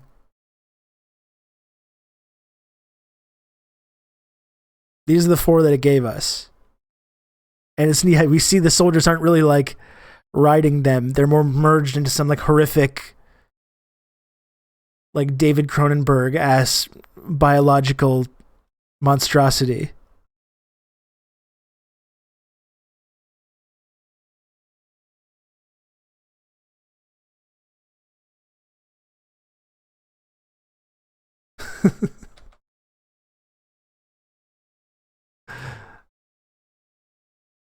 Pretty disturbing.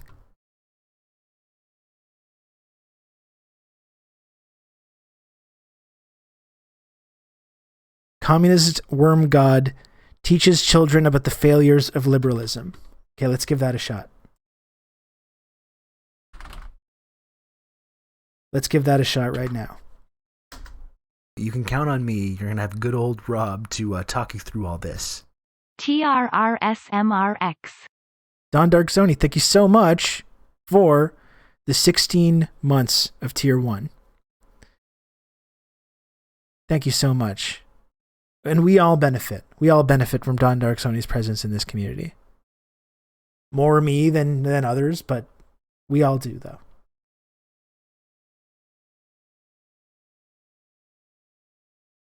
Oh man, it went very like... Oh man. It went very because the teaches children prompt, it's very like cereal box. Oh man, this is fucked up. This one is fucked up. Communist worm god teaches children about the failures of liberalism. It's very like breakfast, like Saturday morning cartoon, Soviet breakfast cereal thing. Oh my goodness. I'm upscaling all of these so we can take a look. This is wild. This is so weird and disturbing. Are you ready for this? It just takes a moment. It gives you this like 4 corner. It shows you like smaller versions, low res versions. Then you can upscale them. So it's just upscaling the 4. I just chose to upscale all 4 of them because it's pretty good stuff.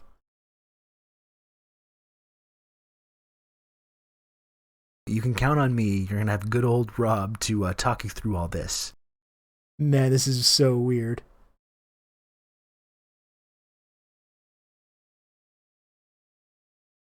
And it's really cool to be in this Discord server too, because I can see all the stuff being made in real time. I mean, maybe I can just bring it onto the fucking... I think it's better if you just see the end result, though.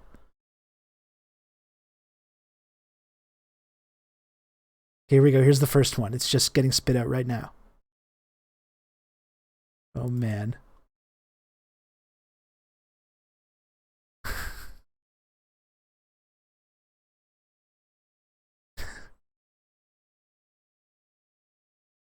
There's the first one.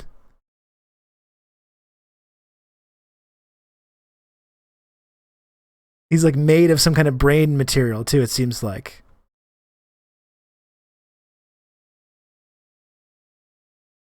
Okay, check this shit out. Oh my goodness. Check this out.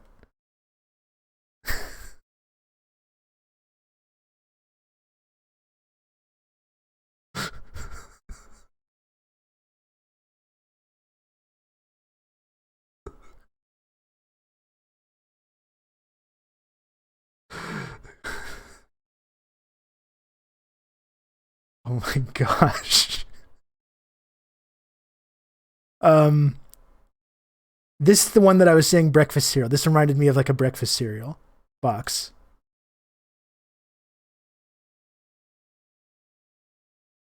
And it's really like cartoonish. It's that kind of Soviet cartoon style.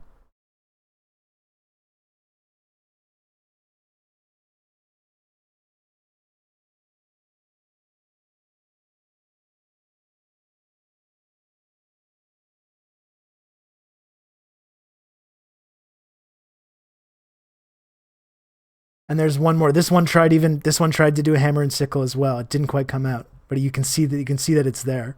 Look at this.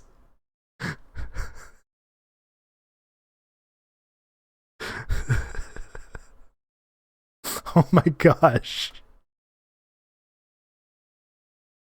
It even has the mustache too. Yeah, it even has the mustache and like big googly eyes. Hi kids. I'm here to tell you something about the immortal science of Marxism-Leninism.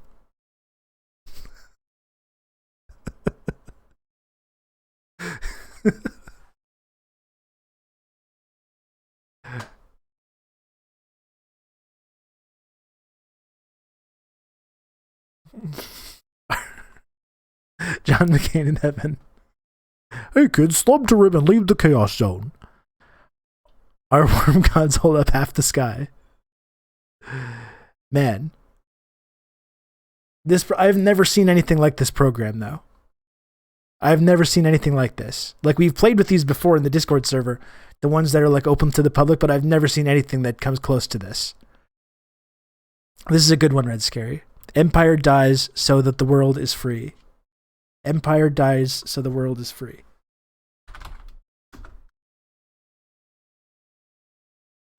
Let's try that.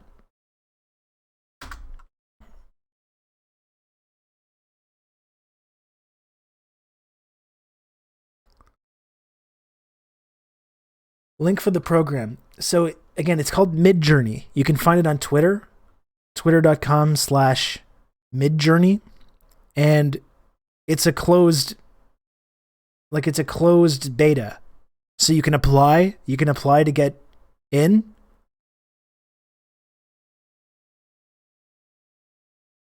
But not everyone gets there though. I'm sure at some point it will be available to the public, but I just got in because I'm a big time influencer and everything. So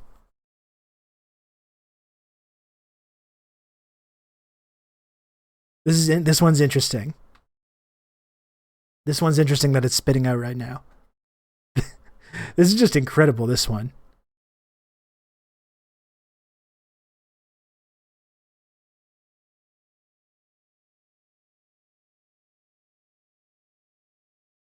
Okay, just upscaling these. This is kind of fun though, right? This is cool. It's cool that we're doing this. These ones are really cool. Oh my goodness. I think you can give it instructions to do it without writing, but I don't totally know how. Because there's these ones have writing on them, and I think would probably look, even though the writing is cool, it would probably be better without. I'm pretty sure you can give that command, but I don't totally know how. This one is incredible, though. Check this out. It'll be rated 79%.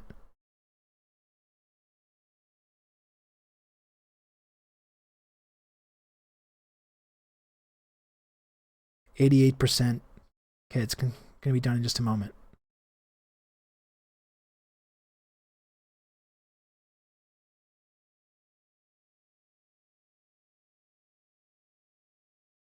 Okay, so here's Red Scary's prompt. Empire dies, so the world is free. Oh, wait, hold on. Let me just... Okay, here it is.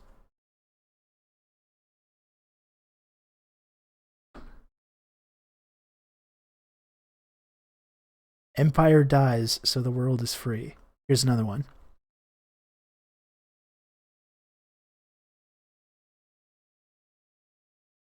You know what I mean though? Like the alien writing is cool, but I would probably rather see this picture without it though.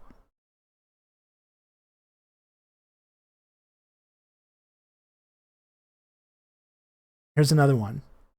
Same criticism, I would say.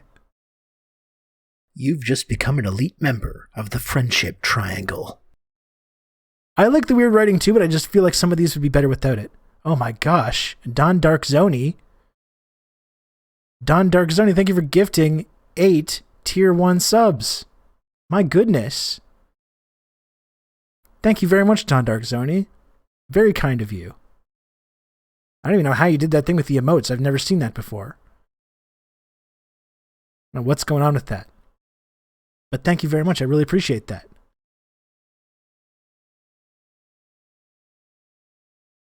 So there's one more here. Oh, this one's cool too. Oh my goodness. Oh, Jesus Christ. Check this one out.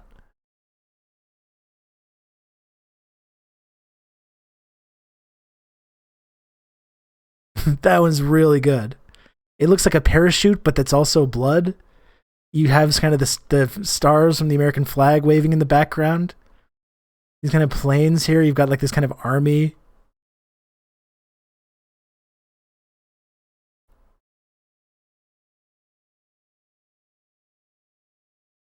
This one's really cool.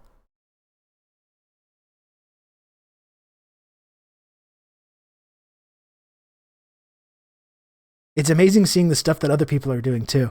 I saw this weekend, like when I was doing it, there was this one guy that just kept on doing the same kind of prompts, or slightly different, of a man in 50s clothes frozen in an ice cube, and just different variations of that, close up with a shocked expression.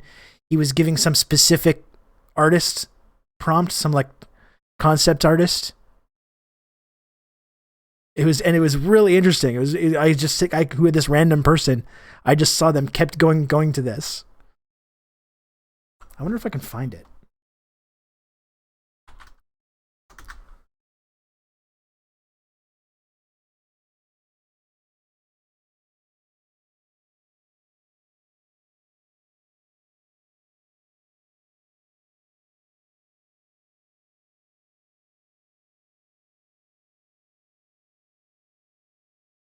Some person this weekend was just making endless versions of this.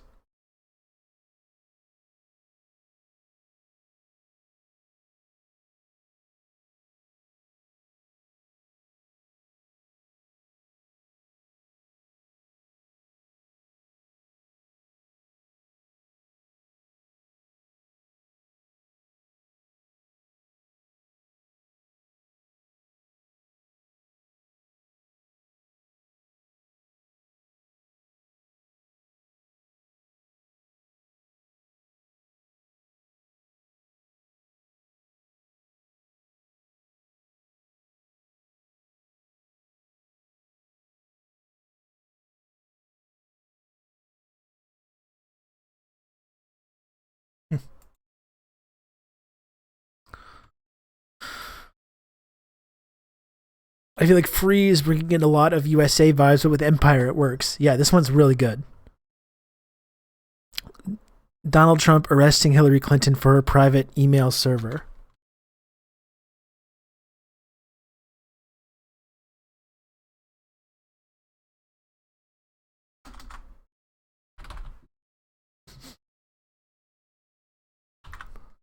Donald Trump arresting Hillary Clinton for her private email server.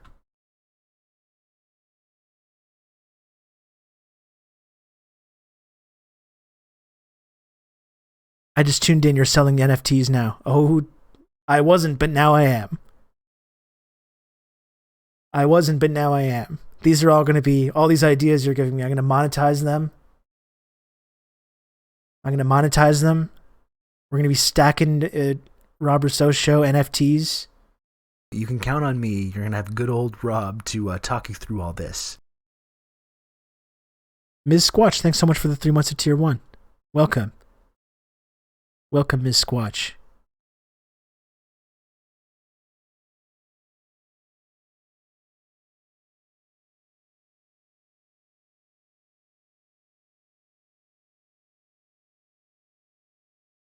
I want Rub to do a rug pull on me. Oh my goodness. Yeah. This whole community has just been leading up to this.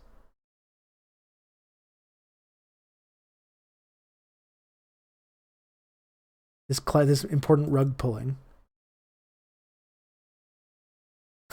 Okay. It's funny because this one almost seems like a sequence. It gave us 4 images and it almost looks like they're supposed to go together. This is actually quite funny. I don't even know what style. This almost looks like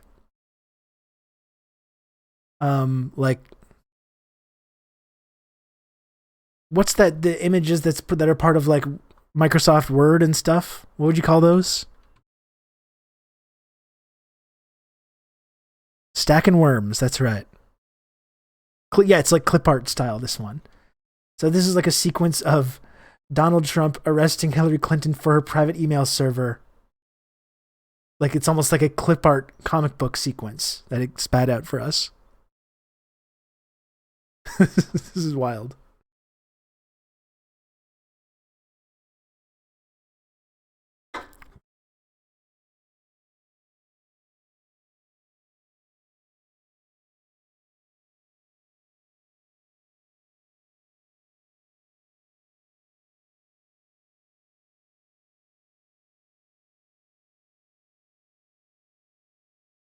It's not clip art. Now that I see it upscaled, it's more like impressionist than that.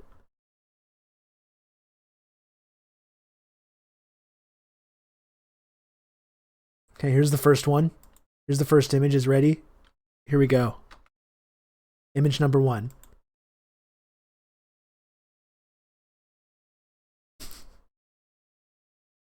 That's 1.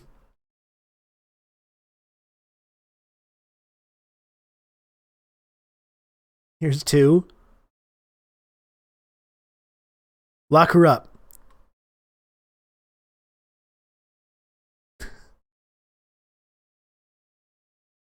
Lock her up, folks. Here's 2. Here's 3.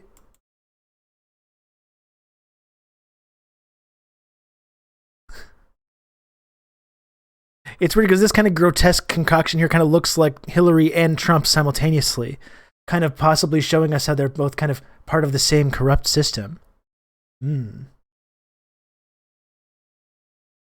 It's like this Hillary Trump, again, Cronenberg or kind of mashup, body horror mashup. And Trump Hillary Chimera, that's right. And here's the last one in the sequence. Well, I think this might have been the third one, actually. Did that out of order. Here's not the last one, though.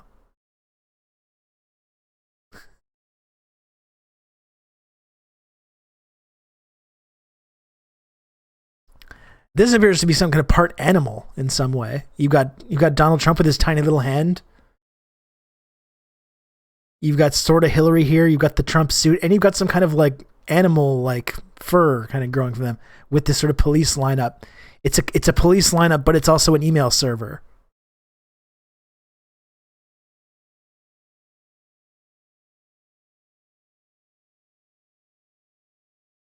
Looks British. Yeah, it's kind of a Chewbacca thing. Here's another one. This quote from Ghassan, kind of fun. He could look cool. Imperialism has laid its body over the world. Imperialism has laid its body over the world. I'll just show you too what some other people have been doing. This one is, I don't know who this is that did this. Schweizer Parliament Star Wars. That's just appearing in the server right now. Oh fuck. Here. This is like what people are doing.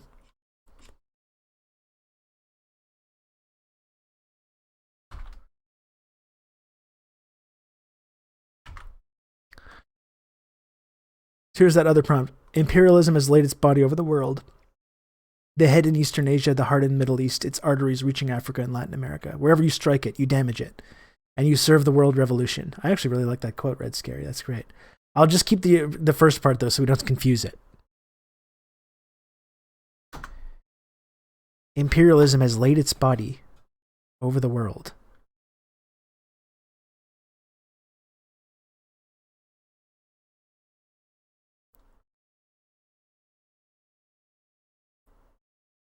Is that Che? I don't think I see Che in there, but we can do a Che Guevara prompt. We can think of something with Che. Think of a specific art style, whether it should be Soviet style, pop art, impressionist, comic book, and think of a situation. Give me something with that, and we'll see what it spits out at us.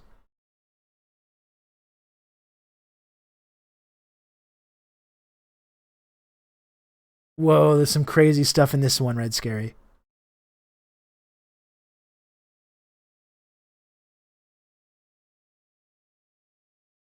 This is crazy, this one.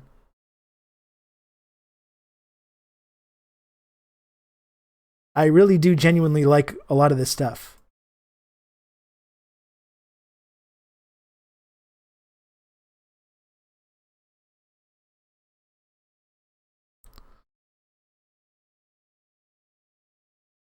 He has that famous quote about a conversation between Palestine and Israel is a conversation between the neck and the sword. Palestinian author and PFLP member assassinated by Mossad in Beirut in the 70s. Jesus Christ.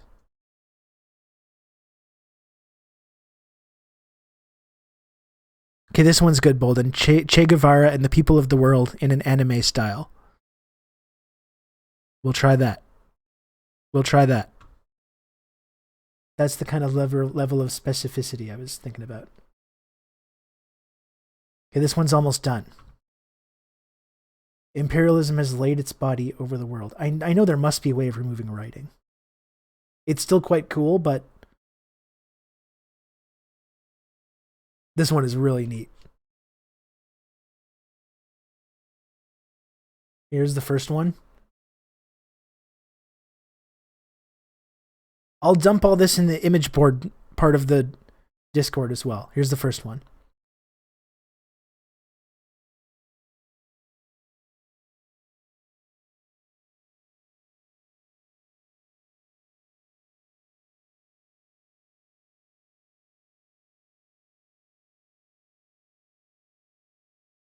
Here's the second one. This one's kind of interesting.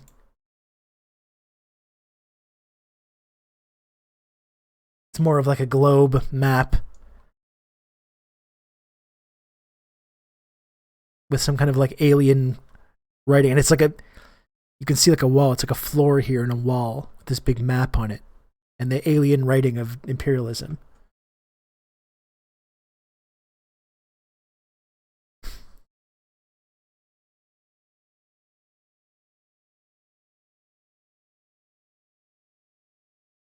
There's this one. Imperialism has laid its body over the world. Whoa.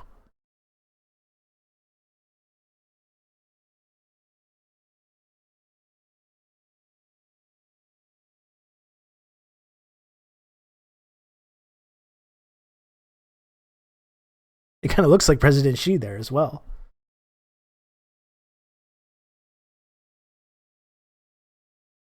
It's kind of like President Xi being like restrained by the shackles of imperialism.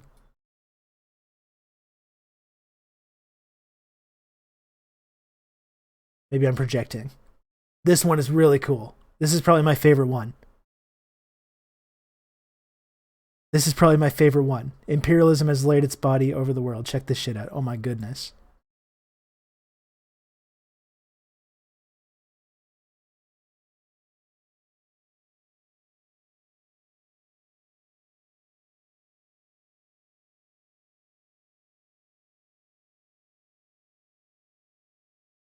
This one is crazy.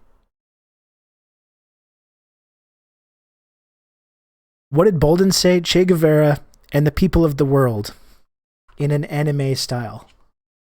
Let's try that.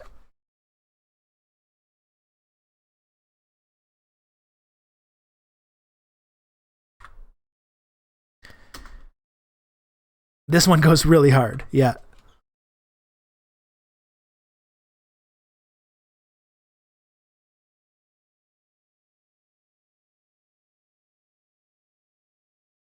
Yeah, this one is good. This is my favorite one of the four we just did.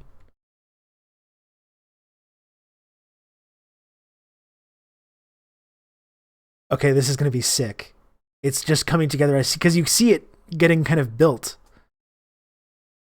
59%, and you see it kind of crystallize and come together. This one is incredible, Bolden. This one is incredible.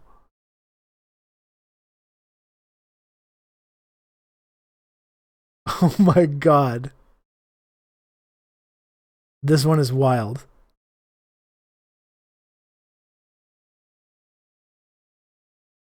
I love this one.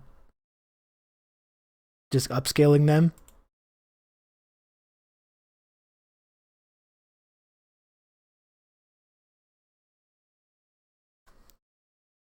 It is kind of dystopian that we're automating arts, but I think it's kind of amazing too. Like I said, I'm sure it's going to be commodified, and anything interesting about it is going to be stripped away. I'm sure. Like I said, for me though, it's like I have no artistic ability, or very very little. I have a lot of creative ideas, but no artistic ability, no ability to translate those ideas into like a visual medium. I can translate creative ideas into an audio minimum. I can write a screenplay or a poem or write something. The visual arts though, I don't have this ability. So it's amazing for me to be able to kind of like engage in this kind of thing and to create this kind of visual component. I have no ability to do this.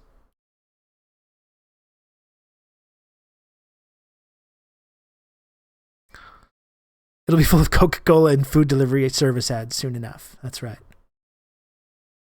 Or some big, massive mega corporation is going to own all the rights to it, the copyright to it immediately, and they're going to put it in advertisements and make millions of dollars from it. Okay, the first one's done.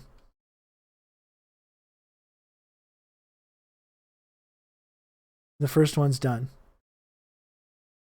Of our Che Guevara. Che Guevara and the people of the world in an anime style. This was the prompt.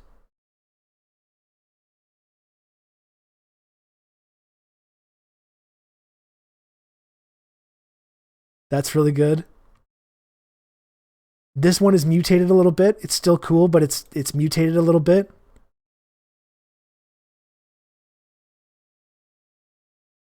It's almost there.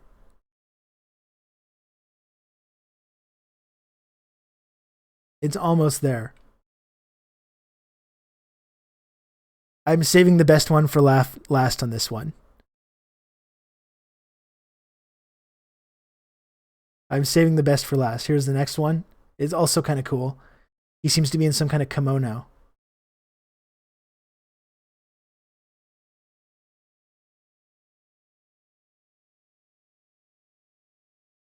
A little bit mutated.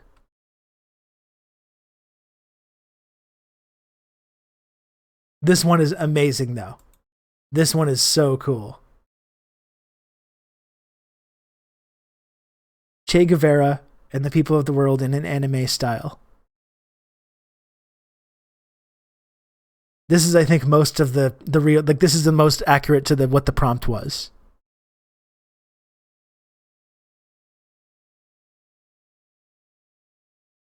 This one is really cool.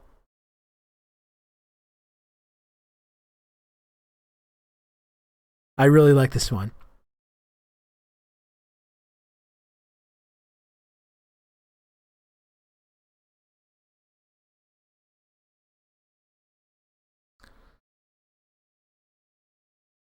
And that's true guerrilla radio. There is a human element. The AI can't do anything without the human input. That's right.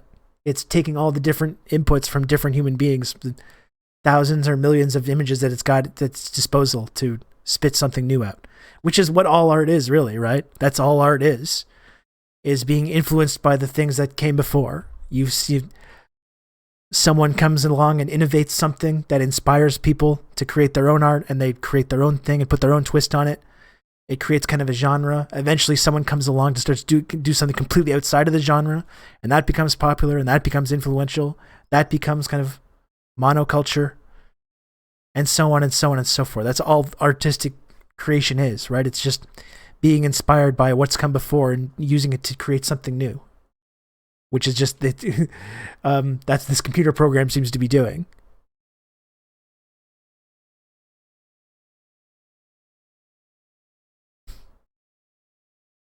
If this AI improved its compositions, it'd be very interesting. Yeah, I mean that's the thing. It's not quite there some of the times, but it's like some like I was showing before. Some of the results I was getting were just like stunning.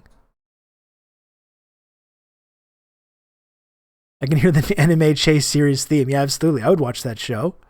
That'd be great.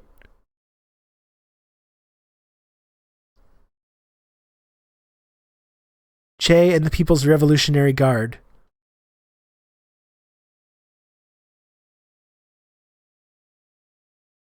As a mosaic? Since we just did Che, should we do someone else? Should we do like a Mao picture or a... We could do a Deng Xiaoping. Should we try a Deng Xiaoping artistic AI?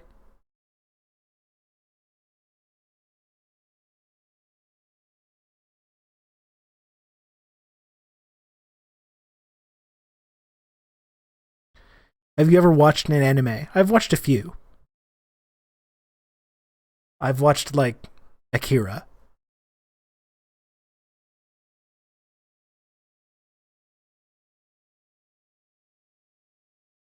I'm sure Gaddafi's in there. Like any notable figure is gonna be able to scrub the internet and find images of them.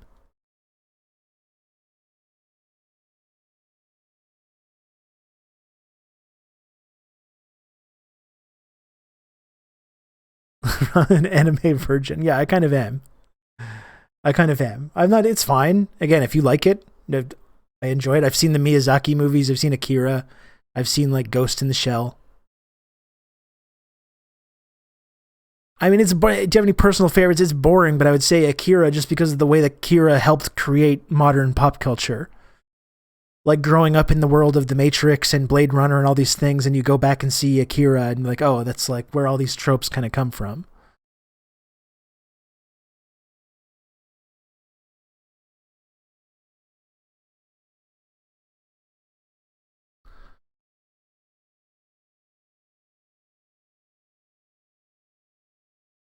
Okay. Americans bowing to Deng Xiaoping in a swimsuit. I don't know what that's going to give us, but that sounds interesting, though. That sounds interesting.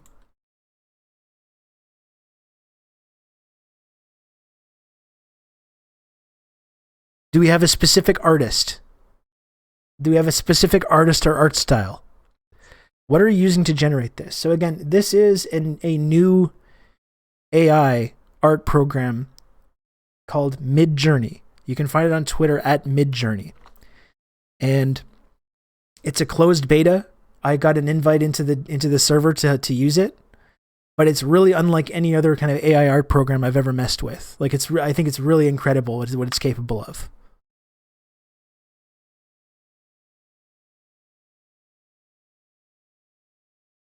In socialist realism style.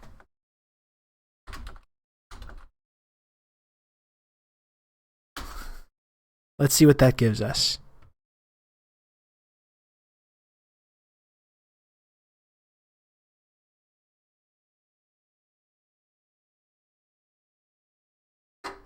Drank all my soda.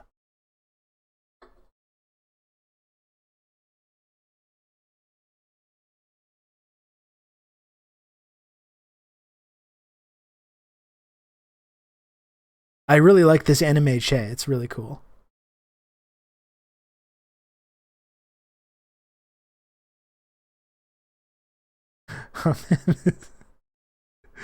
This is weird. This one is weird, but we're gonna see.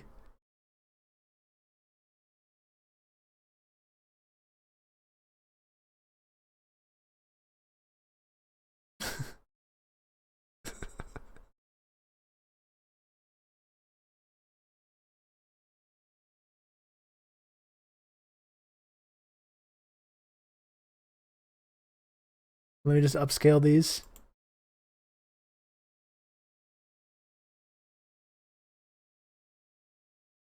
These are very bizarre. And I'm sure I'm going on some list somewhere by inputting these. Not that I'm already on the list, though. It's fine. It's fine. You know I'm already on the list.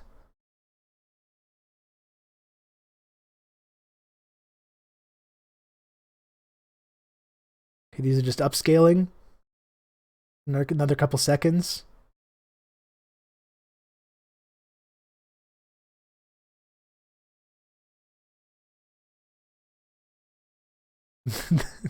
These are very bizarre.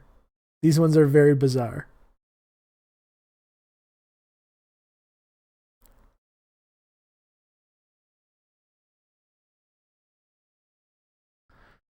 Everyone in chat is just auto-logged into a CIA database. I don't doubt it. Do not doubt it at all. Okay, these are just getting... The list, Rob, is on the CIA payroll. Oh my gosh. Not true. That is not true. Okay, here's... This one's finished. This is very strange. I don't know what to make of this one. Here's number 1.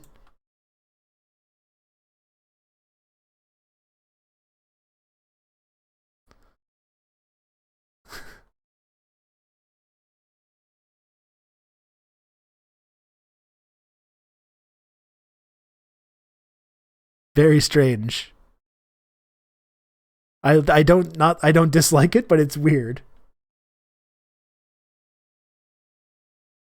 Here's number 2. Oh gosh. Is his head up his own ass? It kind of looks like that. Yeah, it's kind of.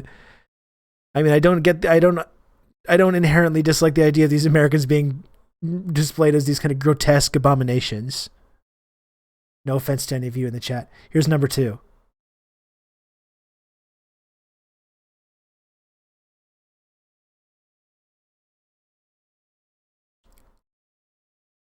It's like Deng and Chinese imagery and the swimsuits. It's all just kind of like massing together into this kind. Again, very Cronenbergian.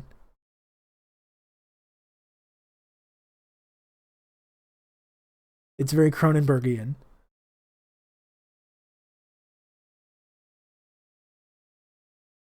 Here's number 3. Oh boy.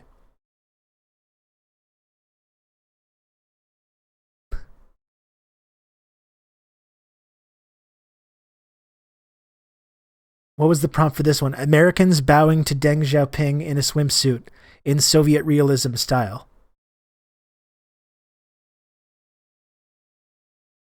Here's the last one.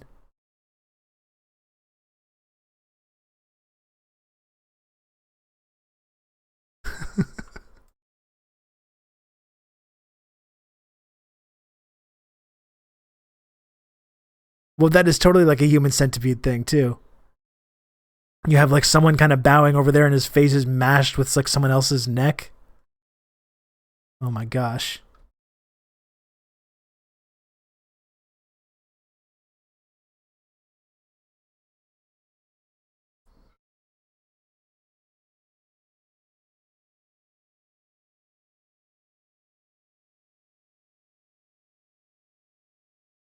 Okay, so we should do one more. Let's do one more. Okay, then I'll take a little break.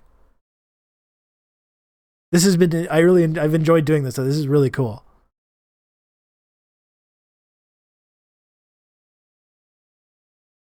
The Dulles brothers. The Dulles brothers doing what? And we'd probably have better luck with just a singular, like Alan Dulles. Something about the JFK assassination. Alan Dulles on the grassy knoll. In what kind of a style? In pop art style? How about that?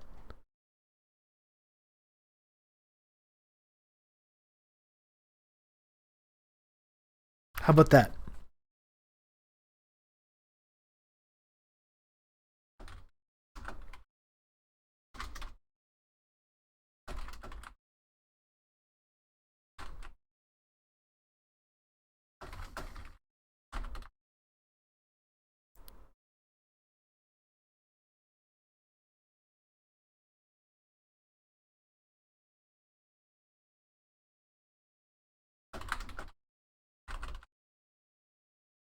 Alan Dulles on the grassy knoll overlooking the Kennedy assassination in pop art style.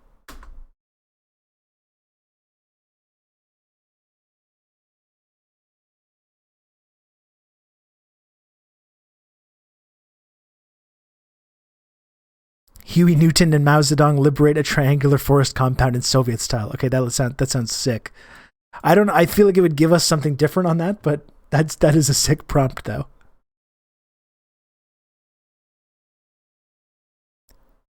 Yeah, it was Bolden, it was either Soviet style or propaganda poster. The propaganda poster input was kind of like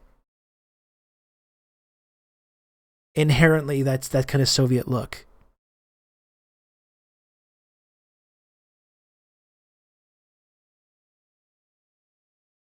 Oh man, these are really interesting. Oh my goodness, these Alan Dulles ones are really interesting. I'm gonna upscale these. Wow.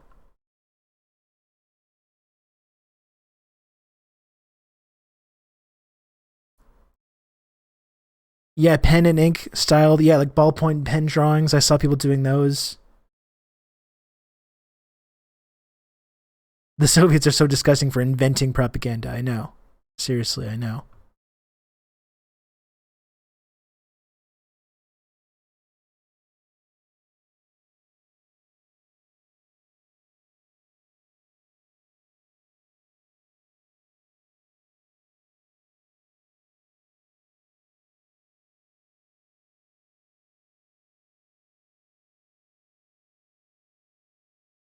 Man, people have been importing a Da Vinci drawing, the Da Vinci drawing style. I just saw someone do just now. Leonardo da Vinci drawing a TV set, and there's some really interesting stuff in there as well. Wait till you see this though. This one's incredible.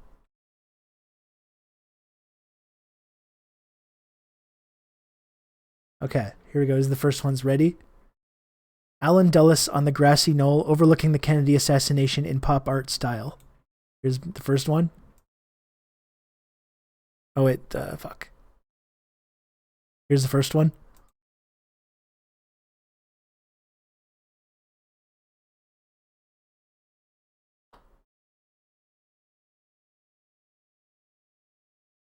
This is sick. This one is sick. There's the first one. Here's number 2. A little more abstract. A little more abstract. You can really see the grassy knoll on that first one. You can see the little fence. Here's the third one. Alan Dulles on the grassy knoll overlooking the Kennedy assassination pop art style.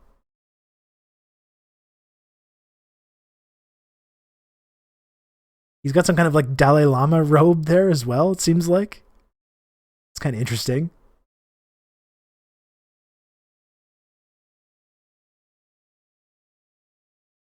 Here's the last one. This one's pretty good too. Oh man, this one's really good.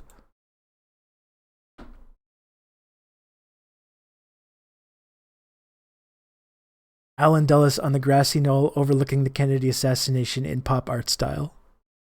It's cool because you've got some kind of like smoky figure here. You've got some shadowy, smoky figure here being hidden.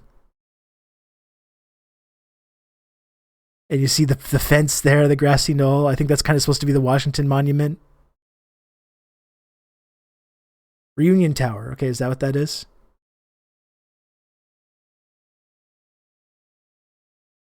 I would hang one of those in my living room wall and my wife would hate it. Tell me about it, brother.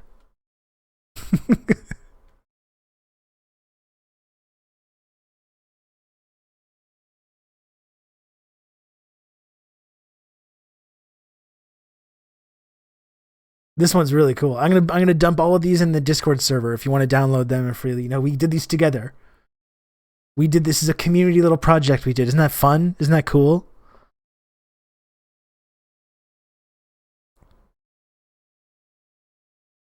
We did this together. Bush did 9/11 Disney style. Oh man, I think there's some that I'm just trying not to put in just for the sake of not like. I'm for sure on a list already, but it's like Jesus.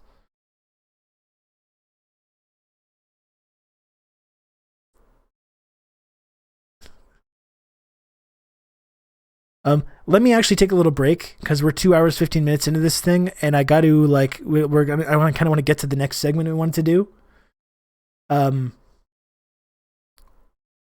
So let's take a little break, okay? This was fun.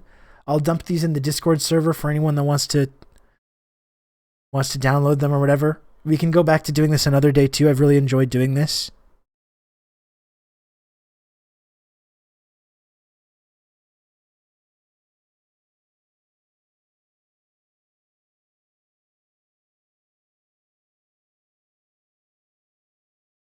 Let's do that. Let's take a little break.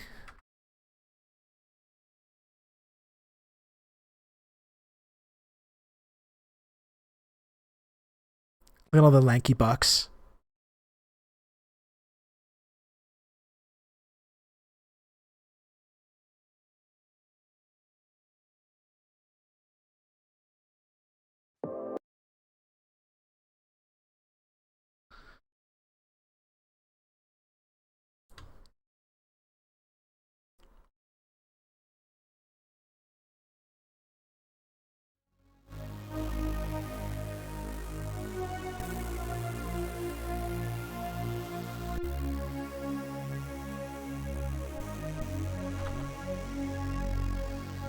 I'll take a little break and come back and talk about some serious, important shit.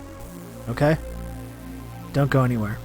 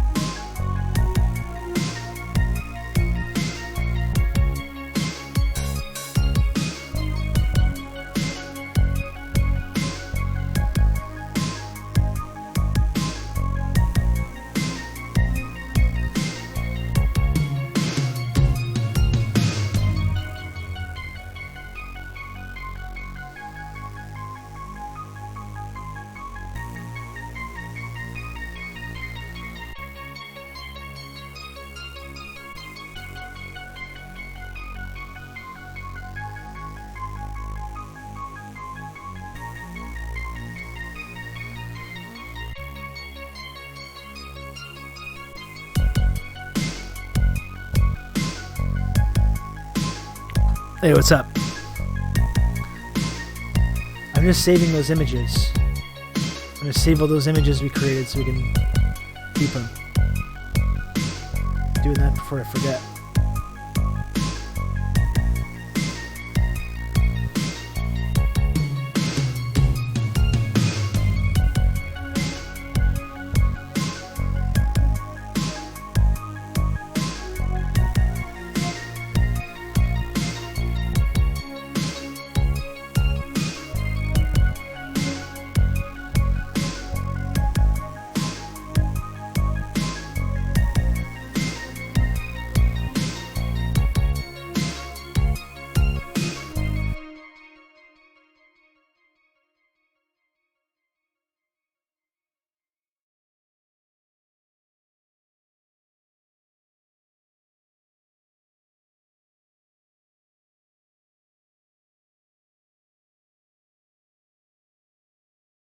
Did some really cool stuff, gang.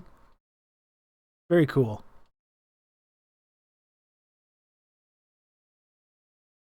And I had already forgotten about the worm god teaching children. That one's fucking weird.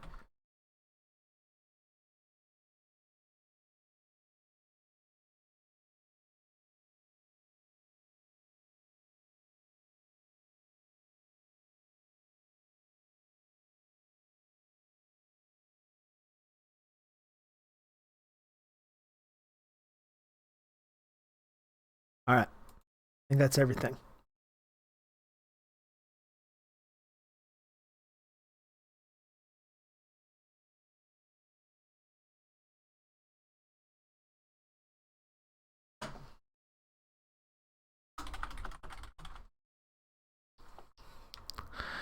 Lord, forgive me, I'm eating Cheetos with chopsticks again. I mean, ever since you told me that, I mean, that sounds like a great idea.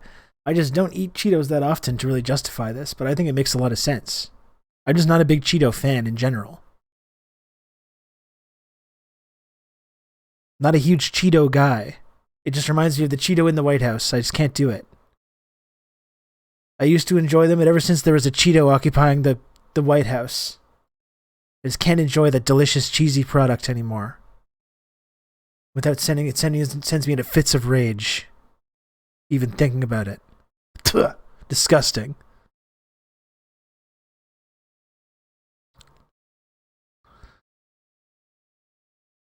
There was a dang Cheeto in the White House. There was. We don't say it enough. Even the color orange makes me sick now. I agree. Yeah. Completely agree. Cheeto Mussolini. I believe it was Mango Mussolini was the official name.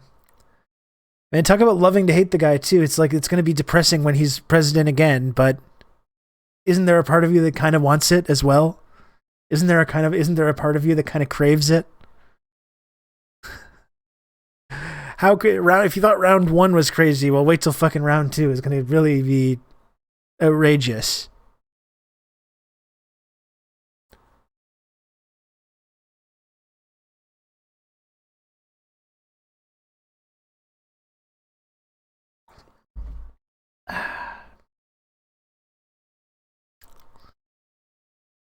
You don't think it's going to be as good, Red Scary? I mean, it'll probably be also like dangerous and terrifying also, so I don't want to downplay that.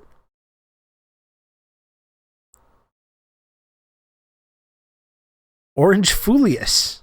Oh my gosh. Oh my goodness. Or it could be even like Orange Julius Caesar, like, because he's like Caesar, not in terms of his character, but the way that he tried to make everything better, and he was just torn down by all the people that tried to help him.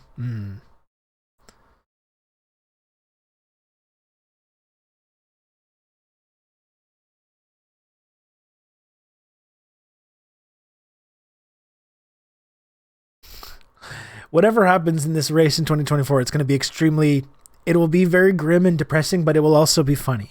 We're going to be right here on this show laughing about it. Okay? That's 2 times now in the past couple of election cycles. 2 times I've been emotionally invested into the winner in like the Democratic primary and the United States federal election. Fool me twice. Fool me once. Shame on me. Fool me twice. You can't get fooled again, I believe, as the saying goes. I won't be making that mistake again. Getting emotionally invested in possibly good things happening in the United States. Never again. Fucking never again. I don't know what I was thinking. I don't know what I expected.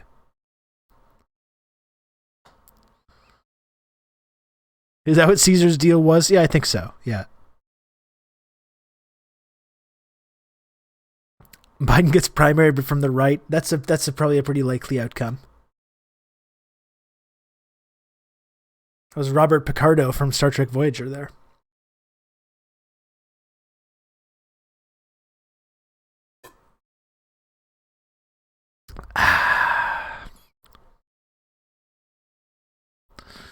American electoral politics. That's right, Bray J. Everyone's favorite thing.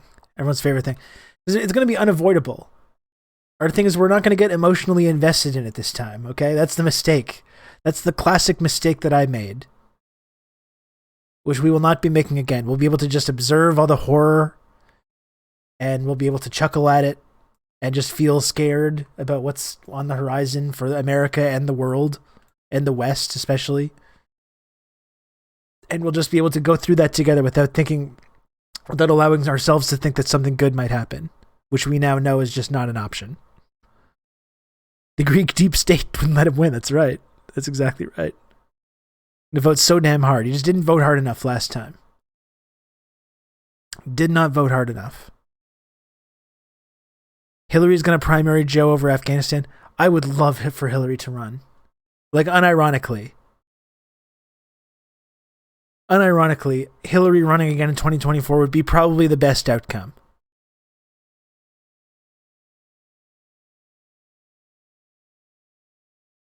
Biden's going to get primaried by a hologram of himself from the 90s just spouting lines from his crime bill. Probably. Yeah.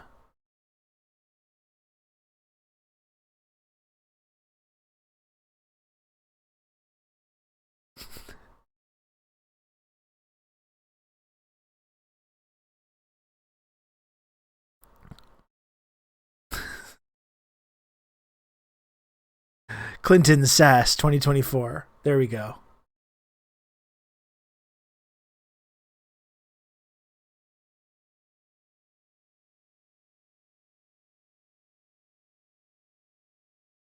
Now, you know what? Here's the ultimate reach across the aisle neoliberal girl boss ticket.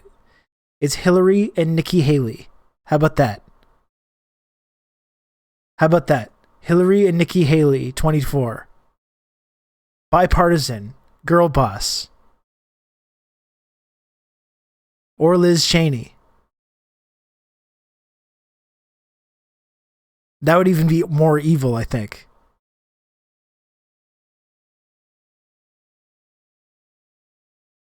I know for a fact that Rob did vote hard enough in the last US election. Multiple times, that's true.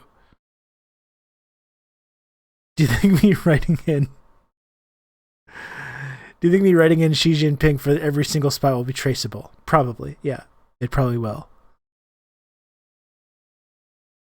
Don't forget to Elden Ring your parents and get them to the polls. Yeah, Hillary Haley even has a nice ring to it. Let's do this. Or cinema. A Hillary cinema run, that would be pretty good. That'd be pretty fun.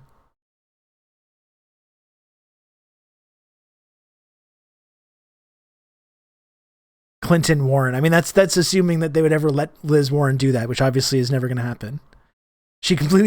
Warren literally sold out everything she believed in the previous election and got nothing in return for it.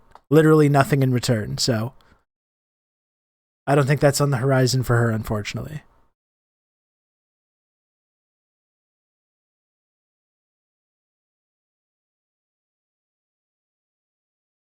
Hillary's too far left for cinema.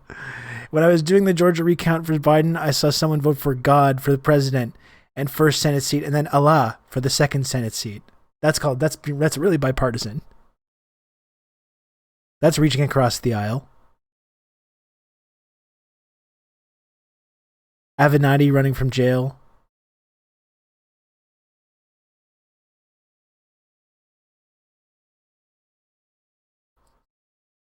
Hillary Jeb, that's a good unity ticket. Imagine being Liz Warren and the only people who like you are Liz Warren people. It's truly a nightmarish, a hell of her own creation.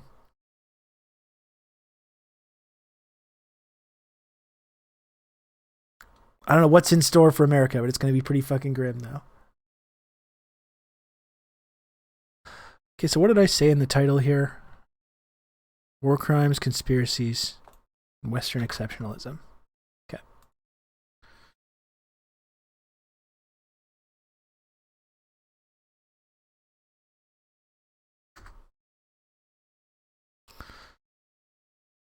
This can get us through the rest of the day, I think.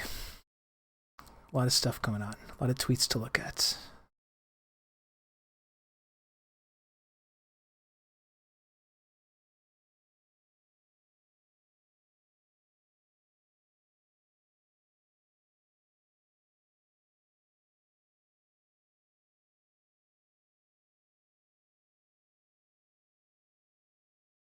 Want to talk about the FBI killing MLK? I mean, we could talk about that a little bit, yeah. That's not really what I had in mind for this segment, but I mean, it is the anniversary of MLK's assassination, which was totally just a lone wolf, of course. These damn lone wolves are always doing that bad stuff. What will happen? This is the night before. So what MLK was talking about the night before he was assassinated. This was April 3rd, 1968. Well, I don't know what will happen now. We've got some difficult days ahead. But it really doesn't matter with me now, because I've been to the mountaintop. And I don't mind. Like anybody, I would like to live a long life. Longevity has its place. Turned it down a little bit there. But I'm not concerned about that now. I just want to do God's will. And He's allowed me to go up to the mountain. And I've looked over and I've seen the promised land. I may not get there with you, but I want you to know tonight that we as a people will get to the promised land.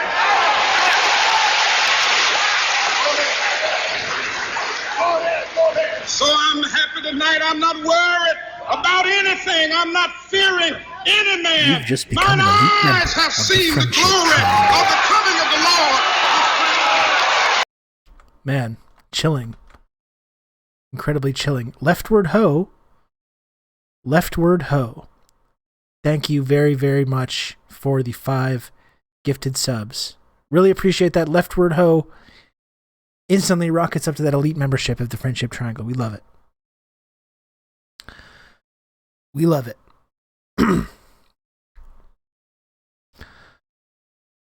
Yeah, we've talked about this before on like MLK Day and everything. I talked about this on Bad Bunny's channel a few months back.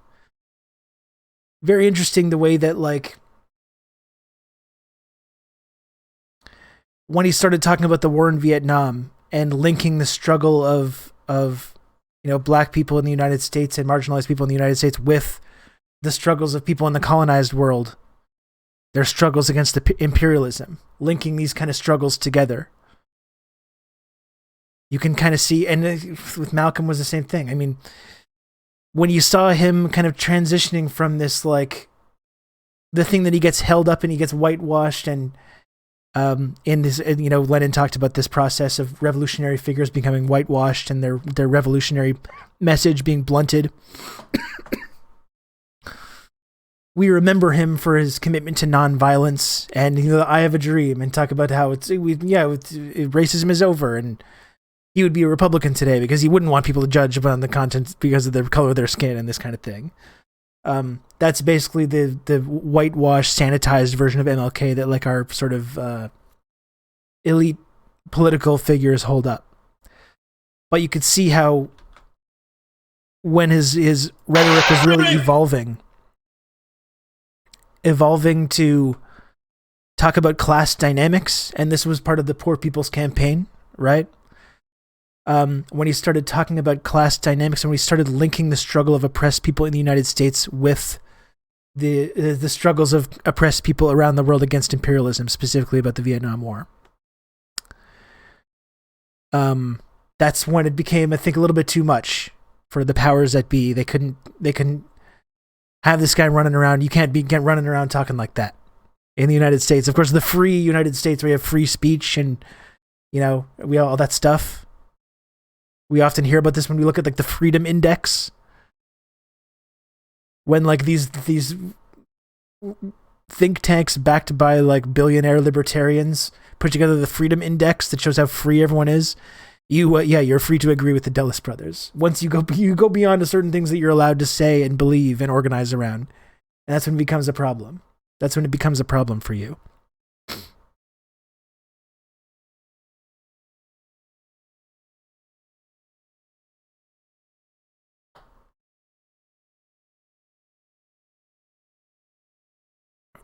Has anyone else experienced Twitter asking you if you want to like a particular tweet, like it contains non-approved content such as Chinese media content? It's quite the escalation from, don't you want to read the article before tweeting it? Yeah, it's like now, are you aware that you're liking something that's linked to the Chinese state? Now you don't even want to like it. Yeah. It's crazy. Nice tweet you're reading there. It'd be a shame if you decided to like it.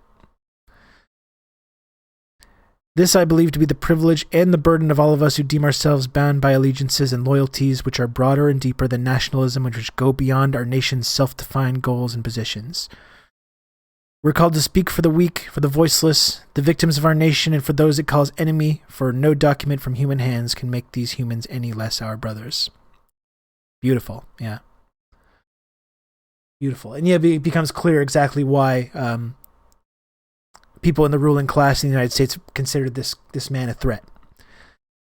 And for all the ways that he's been co-opted by liberalism, like liberals have co-opted MLK Jr., and again, like Lenin tells us and warns us, all these revolutionary ideas have been kind of like washed away, and all that's left is this kind of very benign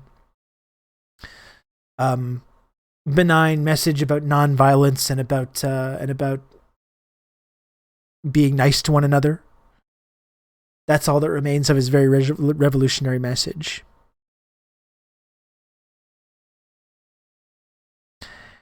And liberals have embraced MLK Jr. and they'll often talk about these things and talk about these kind of benign concepts that have been kind of boiled down to, while at the time profoundly unpopular.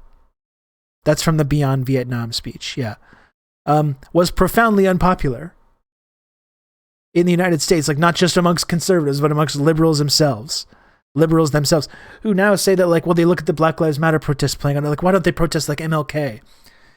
You know, he showed up in his suit. He encouraged everyone to look good, non-violence.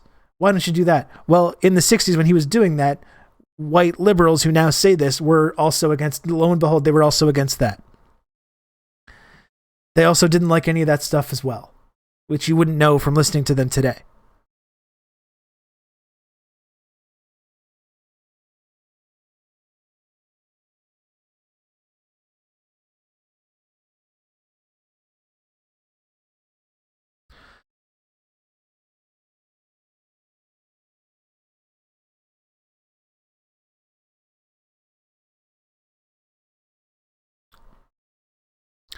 Let me find the rest of what I wanted to take a look at, though, because I wanted to talk about Russia, Ukraine, and some of these really unhinged, unbelievable tweets that have been circulating.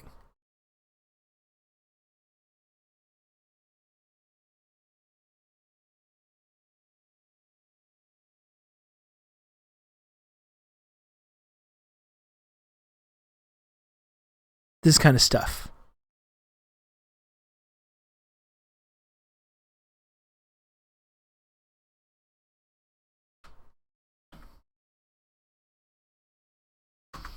Come on, my tabs. Let me just get rid of my art here. Quick cycle through all the art we were making. I saved all these, so I'm going to dump those in the Discord server. Don't worry.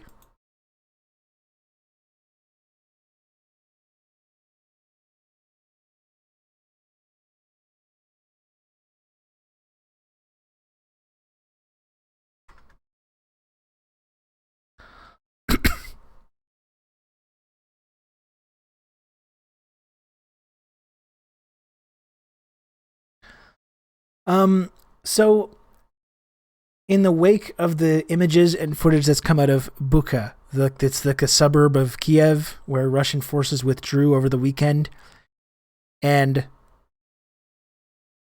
a few days after they withdrew, some really horrific footage started circulating of some horrific violence that had taken place against civilians there. And in the wake of this, be very careful about how we talk about this. In the wake of this, though, it's led to a lot of tweets like this, like what we're seeing here, which this guy deleted. As I quote tweeted this guy, and he immediately deleted it.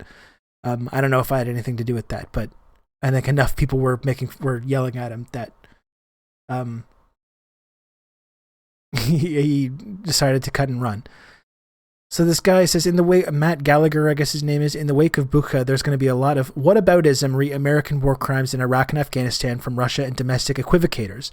Don't let it happen. Yes, those war crimes occurred. Yes, they were awful. They also weren't systemic or conducted on a mass scale.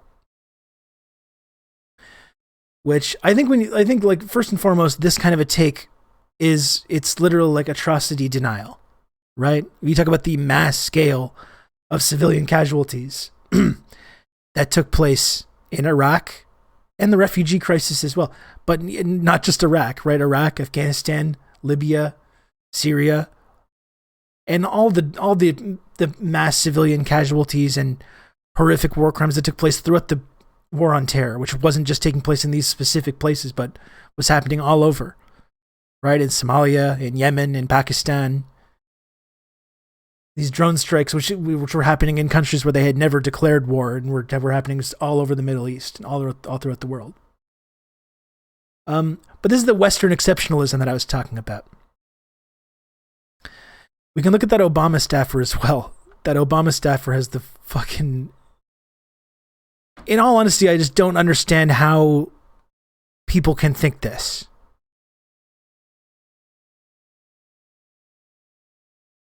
This is literally a former Obama staffer. He kicked off the weekend talking about the Amazon union, being like, well, I'm uncomfortable with unions for this reason, this reason. It's like, yeah, no shit, buddy. Obama staffer Jay Carney, also part of the Amazon PR team that has been, trying to destroy unionization efforts throughout Amazon. So then this guy, Brandon Friedman, former Obama guy, once a soldier. This is one of the most amazing tweets I think I've ever seen. This is part of a larger thread talking about the body count in Ukraine, the civilian body count. And this guy, this tweet is literally unbelievable. He says, I haven't reviewed empirical research over the years, but just based on first and secondhand observation and what I know about civilians and war carnage, I feel safe estimating Russia killed more civilians in its invasion than the US in Iraq by at least an order of magnitude. This is the kind of Western exceptionalism, American exceptionalism. It's literally just vibes. Like we know roughly how many people died in the invasion of Iraq, which some estimates put in upwards of 1 million people. That's just Iraq. Not getting into the refugee crisis, not getting into the greater war on terror and all the civilian casualties that took place there. But just then you have this guy, former Obama official, Obama guy, whatever that means. It says former Obama guy, whatever that means. I don't know if he's part of the administration. Can someone look him up? Like, who is this guy? What did he actually do? But just saying, based on purely vibes alone, I think what Russia's done in these 40 days is worse than what we did in Iraq and in Iraq in terms of killing civilians. Or going back to this guy, There's no comparison. It's whataboutism to talk about American war crimes in Iraq and Afghanistan because they weren't systemic or they weren't conducted on a mass scale. Which is just, this is sick people. These are sick people. These are sickos. They weren't systemic. And you look at fucking Abu Ghraib, look at Guantanamo. Not conducted on a mass scale. Right? It's completely psychotic. It's completely psychotic to believe this. But this is really what Americans think. And that's another thing I've tried to hit on a lot. And I talked about this with my personal friend Vijay Prashad when he came on the show. There's going to be a lot of whataboutism re-American war crimes in Iraq and Afghanistan. And this, if you're American and you're talking like this is whataboutism. This is whataboutism. When you deflect from your own horrific and yes, systemic and mass scale human rights crimes and civilian deaths and destruction that your country's been responsible for, and you're talking about Russia and saying like, oh no, this is way, way worse. That's whataboutism. That is whataboutism. When you're deflecting from your own horrific crimes to talk about some other place and trying to morally grandstand about what another country is doing while your own empire is founded on this mountain of corpses and skulls. I've talked many times about how liberals, no one craves violence more than these people. Absolutely depraved. There's nothing that they won't excuse.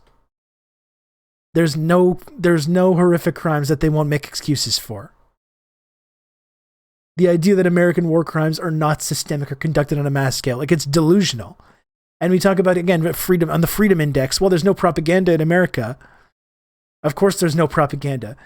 Only in the most heavily propagandized country in human history, the most heavily propagandized nation in human history, could anyone believe this bullshit. It takes an exceptionally brainwashed, propagandized population to believe this kind of stuff.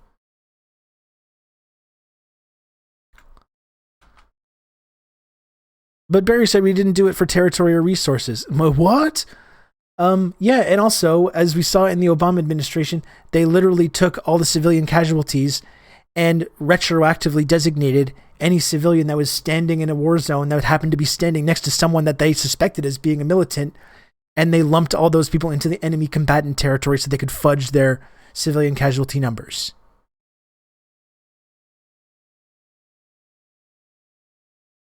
And then these people go in and believe this and believe somehow that these things aren't systemic or they aren't conducted in a mass scale.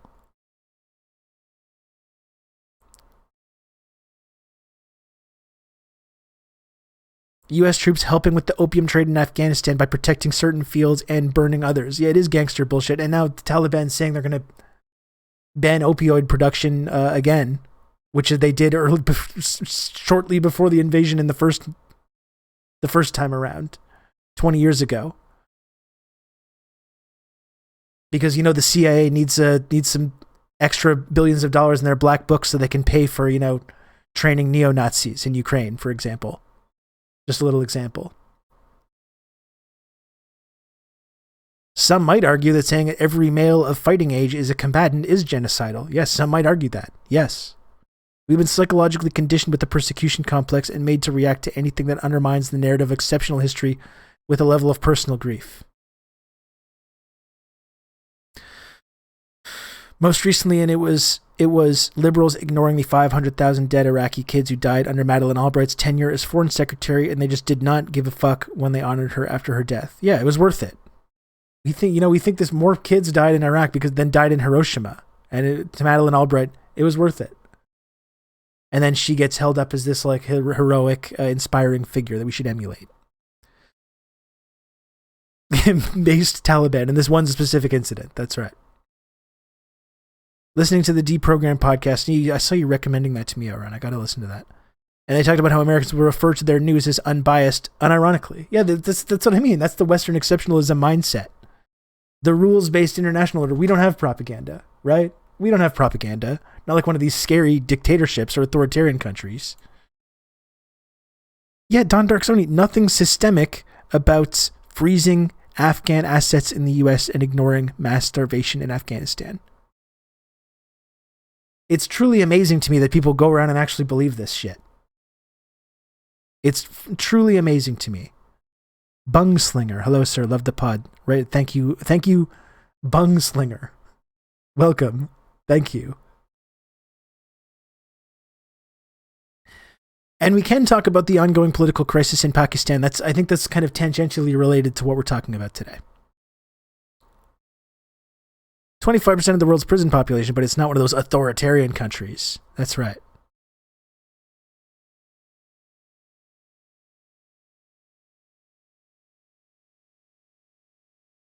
But Ramshi said she regretted saying it.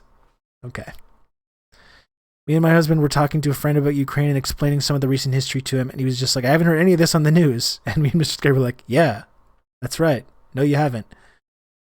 And I would like to talk a little bit about this specific incident that is going on in Bucha. And I'm going to be very careful what I say about this. Like we talked about over the past week or so, there's this peace process that is trying to be sort of kicked off right now.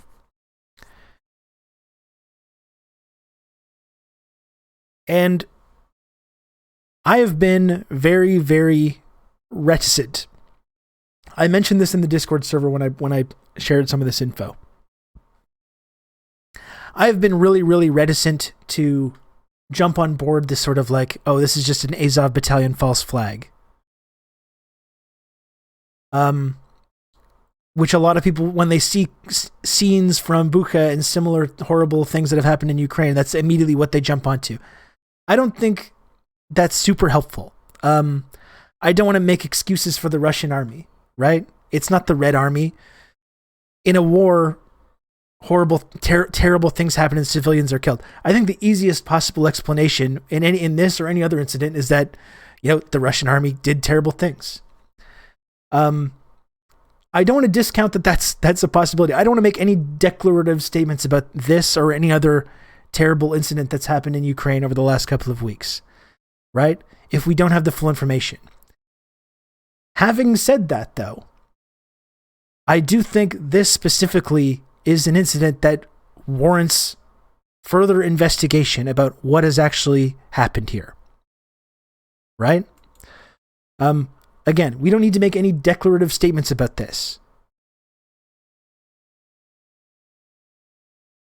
This incident specifically happened, like we talked last week, while this peace process is going on, we talked about the people both domestically in Ukraine in these far-right militias and in NATO, their NATO enablers, about how they don't want this peace process to continue, that they don't want any concessions to be made, that what they want is for this to descend further into this bloody quagmire that destabilizes Russia. And that's number one thing that I think is a little bit suspicious about this incident. The timing of it, while it's taking place during this burgeoning peace process, all of a sudden evidence of these horrific crimes are revealed. And this is, I think, something that I think we need to talk about, even if it makes people uncomfortable. And it gets into this idea of conspiracies and what makes a conspiracy theory. And what is a sort of conspiracy theorist. And like I said, I wouldn't, about this incident or any other such incident, I wouldn't just go say, oh no, this is obviously X.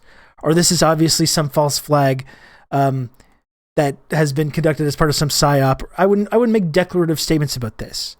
But I do think it's worth talking about. Because when people say, and I think number one, the weird, suspicious thing, and not just in the timing of it in terms of what is happening with the peace process, but the way that, so we talked about Russians pulling back from Kiev, which has been framed as being some big defeat. But as we articulated last week, we were talking about in terms of their initial objections, and when it comes to this invasion, they literally said openly, we don't want to occupy the country. We don't want to occupy Kiev. They don't want it to turn into this insurgency. They made this very clear that what this is about is these republics to the east and Crimea and ending this conflict that's been going on. So you have the timeline of Russia going into this suburb, they pull out a few days ago. The mayor in this town or in this suburb announces that they're gone with no mention of any of these crimes. Then you have these Ukrainian military forces move in, and a couple days later, you have images starting to come out of these really horrific crimes that have been committed that are really designed to provoke maximum emotional response, maximum outrage.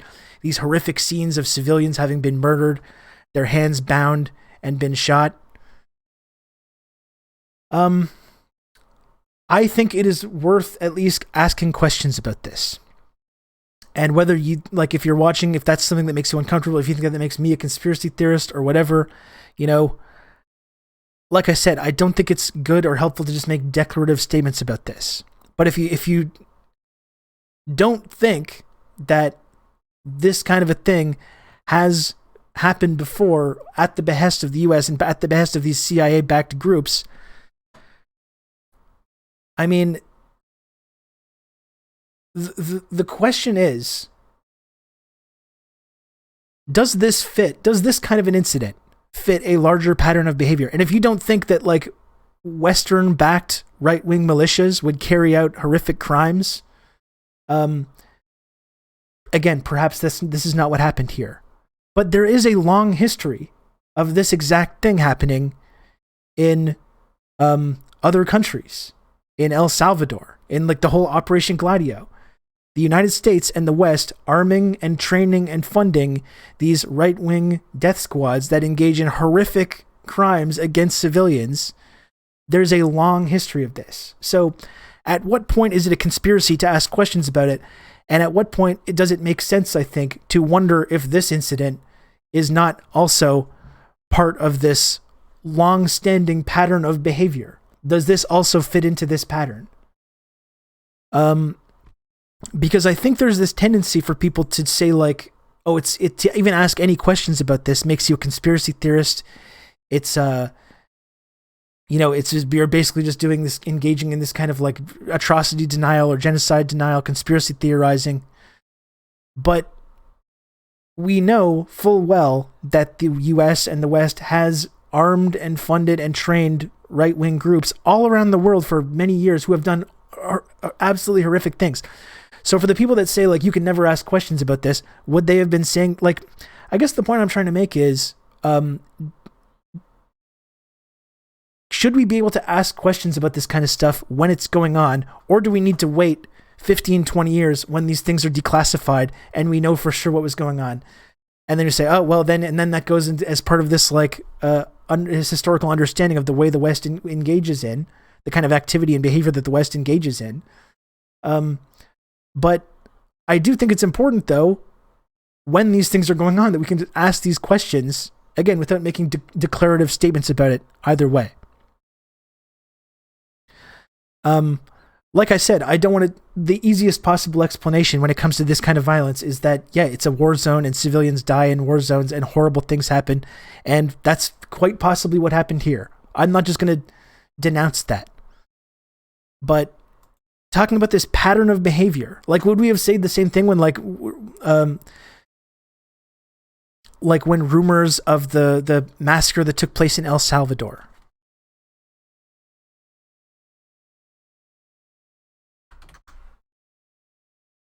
The El Mozote massacre in El Salvador. Like, when this was going on, and this is kind of what I wonder, were people wondering about the West's role in this happening or covering it up? Or were those people framed as being conspiracy theorists for asking these questions? Because that's what I mean. If you think it's just like completely beyond the pale to wonder if Western-backed militias or forces wouldn't engage in the most horrific crimes you can possibly imagine in order to benefit empire, I mean, you're kind of denying the long history of this exact same thing happening. So if you think that it's somehow beyond the pale or that this is not a possibility, I mean, you're ignoring a really broad context of many such incidents, which we know happened, like, beyond a shadow of a doubt. We know this. So for one, like, I do think it's important that we like are able to ask critical questions about this when it's going on, whether this incident kind of fits into this larger pattern of behavior without being dismissed as being like atrocity deniers or genocide deniers or conspiracy theorists. I also see people saying stuff like it's America-centric to think everything that goes on is due to some secret U.S. intervention, and I think that reticence to be navel-gazy keeps a lot of well-meaning leftists from engaging in this. Well, and the reality is, G. Kleppy, it's not a conspiracy that Azov Battalion has been armed and trained and funded by NATO, by the West, by the United States, by the CIA. That's not a conspiracy. We know that for sure. There's been reporting done on this. I've gone over this extensively. And the Canadian government as well has contributed to this. So that's a fact. The fact that Azov Battalion and these right-wing militias have been armed and trained and funded by the West, that's a fact. So we can look at similar groups. We can look at similar groups throughout history, like in El Salvador, like in Nicaragua, like the Contras, who have also been armed and funded and backed by the CIA, and take a look at some of the things that they've engaged in, the horrific violence that they've engaged in. And we should really be able to ask ourselves this question about whether something similar is happening right now in Ukraine. I mean, we saw, in some of this footage that's coming out about civilians being murdered with their hands tied together, we've seen all kinds of footage of people being tortured and abused by these right-wing militias in Ukraine already. People being tied to poles and beaten. People being... Roma people being attacked. And so we've seen lots of this already in Ukraine.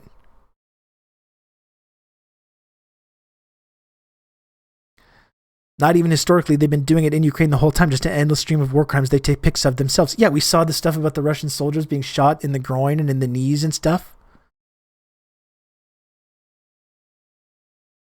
So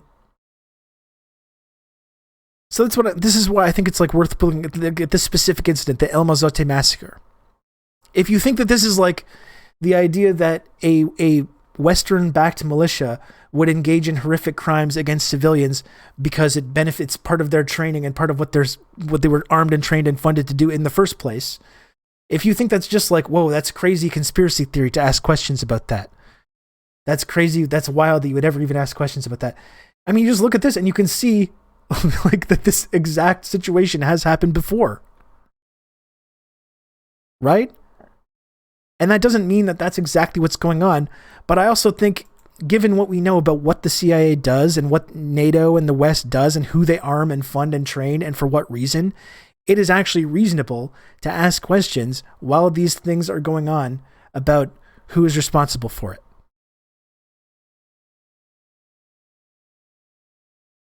It's unhealthy that this is your first reaction to learning about the developments in Bucha, my opinion. Well, the thing is, however you say your name, there's already, like, the war drums are already banging. They're the people that are just, like, assuming that the easiest answer is that Russia did this, and then that's the solution, and that's what happened. There's plenty of people that have jumped to that conclusion already. So I feel pretty comfortable, since that's obviously the predominant narrative right now, at least wondering if this kind of thing fits into a larger historical pattern.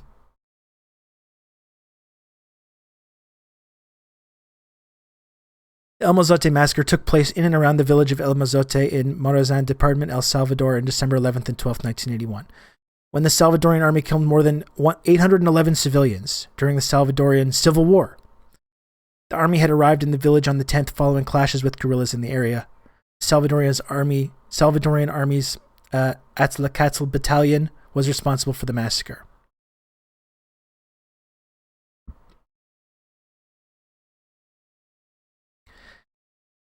I mean, it's stomach churning to explore the details of this. It's absolutely stomach churning to explore the details of this, and this was partially covered up by Elliot Abrams. Elliot Abrams, who Donald Trump hired to go and destabilize Venezuela during the Trump era when they were engaging in their kind of new Cold War shit in Venezuela. under Donald Trump. Literally the same guy that helped cover up this massacre. Weird chatters in chat today. Well, listen, I understand that this makes people uncomfortable. Frankly, it makes me uncomfortable to talk about. But unfortunately, when you're in the West, and this is the kind of stuff that your government has been responsible for carrying out in the first place and covering up for decades and decades, I think you kind of lose the sort of moral high ground to say, like, how dare you make this accusation? Or how dare you ask questions about this?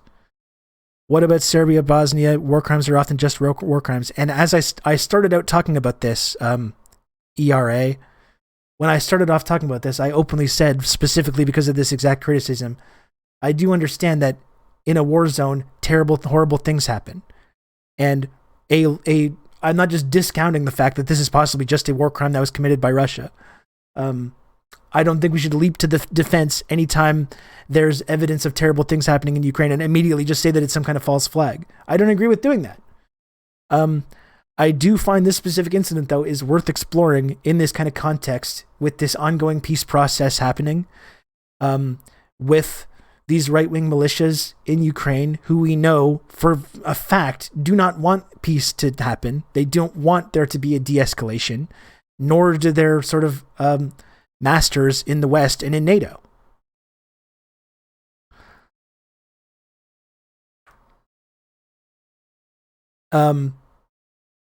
So we know this. So when this kind of like a highly public incident occurs, while this is going on, I do think it's worthwhile to at least examine the idea of whether this fits into a broader pattern of behavior. And that's the thing, you can call that a conspiracy if you want, but I also think that it is worth talking about this stuff before it's proven. Like, we can wait 20 years until the truth about all this shit comes out, and then we can confirm it and say, oh, I guess that was what was going on. Or we can at least ask critical questions about it while it's happening and not wait 20 years and say, oh, I can't believe that was going on. We didn't know. And we had Red Scare. We have seen Ukrainian soldiers transporting troops in ambulances and murdering POWs. They're also doing war crimes. We've seen lots of evidence of the Ukrainian military and specifically these neo-Nazi militias carrying out horrific violence, horrific war crimes already. So the idea that that's possibly not at play here, and just to say that that's just like a complete impossibility, that we should just completely ignore it, and then anyone that asks questions about that is like a genocide denier or an atrocity denier or a Putin apologist, I don't think that's really helpful either. So please accept the caveat. Accept the caveat. I recognize with this and with every other horrible incident that's taken place, the easiest possible answer is that they were carried out by Russia because it's a war and terrible, horrible crimes happen in a war. I mean, I understand that. That's why I'm not going to make a declarative statement about this either way. But I do think it's worthwhile asking ourselves whether this fits into a broader pattern of behavior, no matter how uncomfortable it might make people.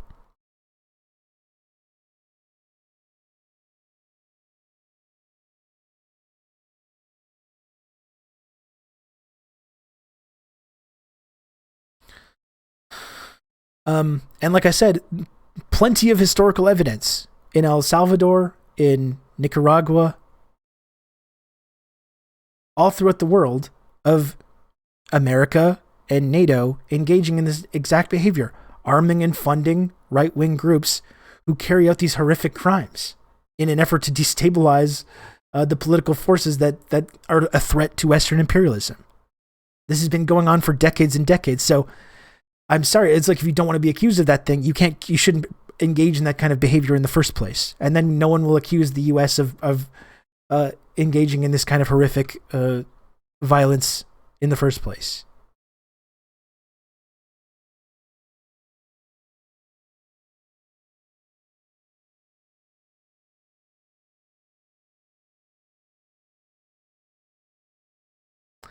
I don't even want to read the details of this massacre, the El Mozote massacre. But again, it was covered up by Elliot Abrams, who still has a job in the United States government. And when Ilhan Omar was questioning Elliot Abrams about his role in covering up this massacre, she was framed as being like anti-Semitic because Abrams is Jewish. which was fucking stunning.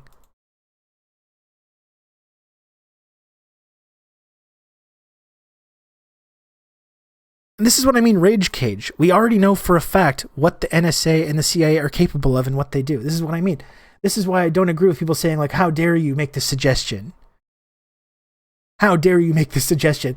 Like, I'm sorry, there's a long history of engaging in this exact behavior. And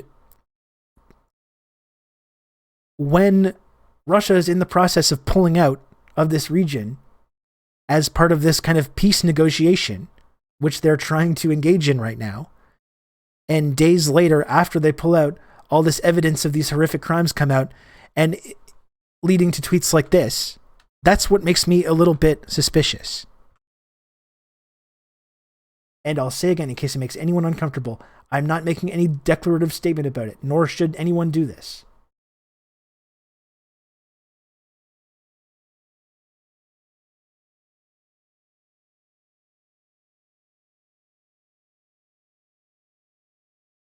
But when I see this kind of reaction, though, this is exactly what makes me question it, because it immediately gives people this reaction. For anyone that's been talking about peace, the turning point for the West and NATO will come when the sun rises over Kiev on Sunday and the war crimes against civilian non-combatants becomes visible to all. There's no more time for prevarication. Prevarication, if never again means anything, then this is the time to act.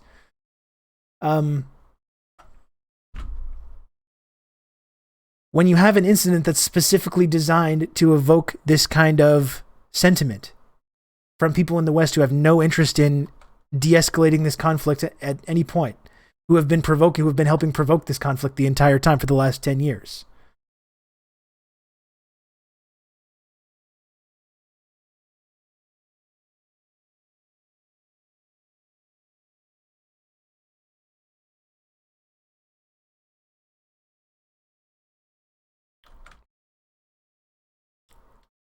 They're probably just clip chimping you for another Tanky owned compilation they're going to post on Tanky Jerk. Wonderful.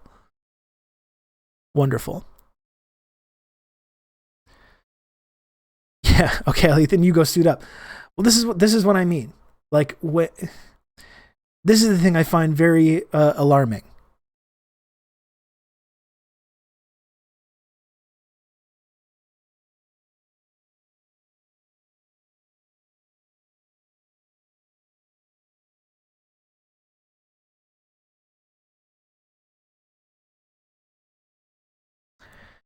And if you really think that it's like so above and beyond to suggest that a right-wing militia armed and funded by the CIA would engage in these kind of horrific crimes, again, maybe that's not what happened in this case. But this is undeniable, there is a long history of right-wing militias armed and funded and trained by the West engaging in even much worse things than this. And the timing of it as this peace process is going on, and the way that now it's being held up as this example of the waving the bloody shirt, right? We've passed the red line. We've passed the red line. And frankly, this is why all the conspiracies about Syria exist as well. And again, I don't know what happened. I don't know the specific real reality of what has gone down in the Syrian civil war. Like I've said a couple times, without going down this rabbit hole or engaging in the same way I wouldn't just uncritically defend Putin. I wouldn't do the same thing. I would not do the same thing with Assad either. But it's just, it's a question of timing. When you have Obama saying, well, that's our red line, chemical weapons being used in Syria, that's our red line. And then like a few weeks later, you have this highly publicized incident of chemical weapons being used that then people say, well, you said that was the red line, and now look what just happened. Now we have to escalate even further. I think it's a normal reaction to ask questions about that, which again makes people very, very uncomfortable. And people who did ask questions about that got framed as being, Assadists, genocide deniers, conspiracy theorists. All the names get pulled out about this. But again, it fits a long pattern of behavior. It doesn't mean we know what happened. It doesn't mean we want to uncritically defend every single thing that happened on one side of a civil war, which I would never do. Or say that, like, yeah, in a war or in a civil war, horrible crimes don't get committed against civilians. Yes, of course that's what happens. But I'm sorry, but the timing of it, I think should elicit suspicion to anyone that has spent any time learning about the history of what the kind of destabilization that the West is engaged in by arming and funding these extremist groups, which we were doing in Syria as well, right? We were arming and funding jihadists in Syria to carry out the civil war. We were doing the same thing in Libya, and we're doing the same thing in Ukraine with neo-Nazi Ukrainians.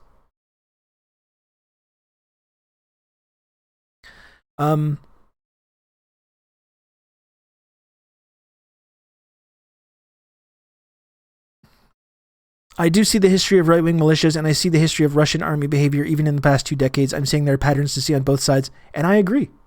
I agree with you. You can count on me. I wouldn't have good old Rob to. That's why I wouldn't make a declarative statement about this is for sure a false flag, but I also wouldn't say this is for sure evidence of Russian war crimes that means we should escalate this conflict. And like I said, since that's the predominant narrative in Western media right now, and no one is asking these basic critical questions or wondering if this fits into this pattern of behavior, that's why I do feel comfortable at least asking these basic questions or asking people to think about the timing of this or putting whether it fits a larger pattern behavior on the part of the West, right? The people that are saying this is a Russian war crime and we need to escalate the conflict and there's nothing that these bloodthirsty Russians won't do, that is the predominant narrative right now. So I don't think I'm really adding anything by just uncritically agreeing with that.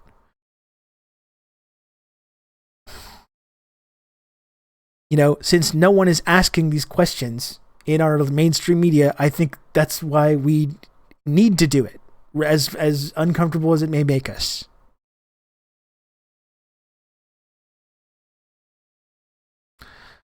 Red Scary, thank you for gifting a sub to Rage Cage.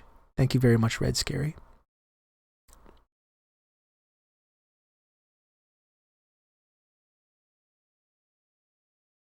So, again, I'm leery about even talking about this stuff.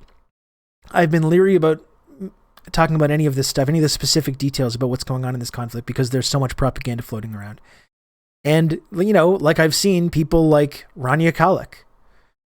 I talk about Rania a lot. I really appreciate the journalism she does, but she's someone who has been, they've tried to make an example of people like Rania for asking these questions about Syria, for example. Right? And for even asking these questions or wondering if it fits into this timeline or this pattern of behavior, people get framed as being a sadist and they say horrible things about them. And that's to show people like me, when you ask questions about this shit, they will come for you. But I don't think that's a reason not to ever talk about this. And if you don't think that you know, intentionally murdering civilians in a horrific way to create this highly publicized propaganda event that stalls a peace process and further escalates this conflict is something that the West would engage in, I'm sorry, but there's a long history that shows that they would engage in exactly this and worse. Right? This is what we've been asking on this show. You know, what did NATO, what did the West want about all this?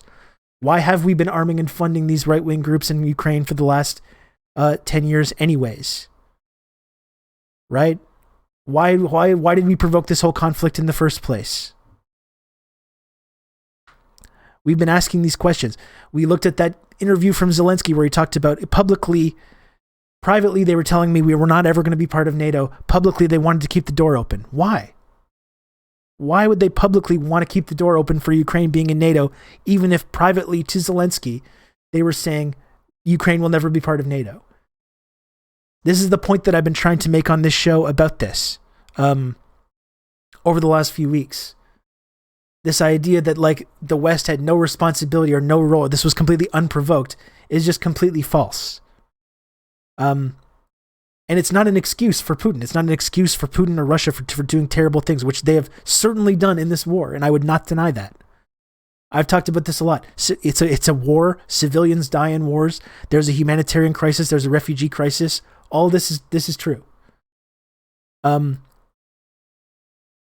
why did we arm and fund these groups in the first place? Why are we publicly saying it's a possibility that Ukraine could be in NATO while privately saying it's not a possibility? Well, it's because we wanted to provoke exactly something like this. And when this peace process is going on, when there's this highly publicized, horrible incident, which people can then point to say, like, look at these horrible barbarians. We need to continue escalating. We can never have peace. That are trying to stall this process. When we know, again, that these right-wing militias in Azov Battalion, and we also know that the NATO and the United States and Canada and these Western countries don't want peace. I'm sorry, but I find that very, very suspicious.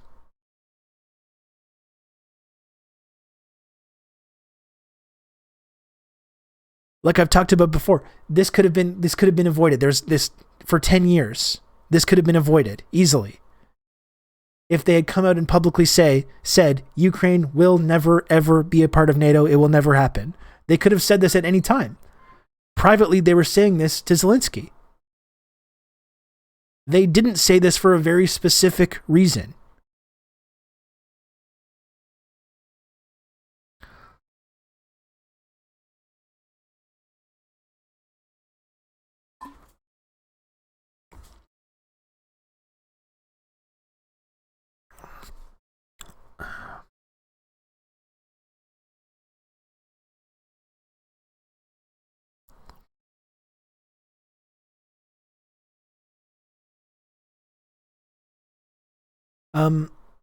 This is the point that I wanted to make, though, about conspiracies. You know? And what makes someone a conspiracy theorist? Does it make you a conspiracy theorist to ask these kind of questions?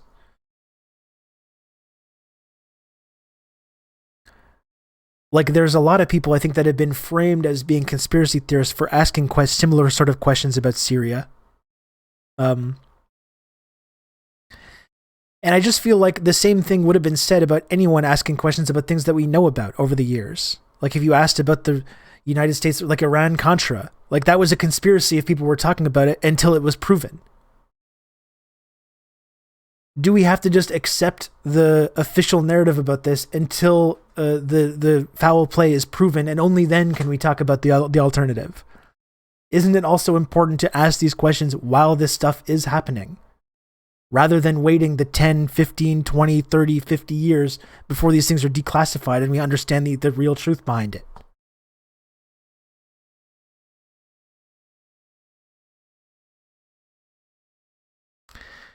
If you don't believe what the government feeds you, you are a conspiracy theorist. And like that's what we've talked about too with like people like Alex Jones, who that's why I think Alex Jones is an op, because you have people like Alex Jones that completely delegitimize anyone that does ask these questions, and it allows people to just get lumped into this category of like crazy, deranged tinfoil hat wearers.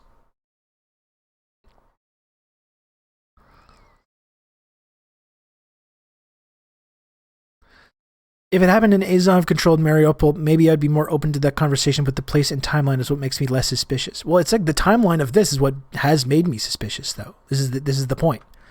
Is that Russia pulled out of the Kiev region a couple days ago. You have the mayor of this town he goes on, does an official statement, says Russia's gone, and with no mention of anything that's happened. Then you have Ukrainian military move in, and then afterwards, a few days later, that's when the footage of these horrific crimes are revealed. And we're understanding the impact they've had on this kind of media narrative when it comes to the peace process or the escalation that some people want. And that doesn't mean that like we know for sure what happened. That doesn't mean that this is not just a cut and dry case of the Russian army committing war crimes, which maybe that's what it is. I'm not discounting that. But I think understanding the long history of the West's role in arming and funding these similar groups and carrying out horrible massacres, horrible human rights crimes and abuses. If you understand this history, I think it's like important to ask yourself whether this fits into that same pattern.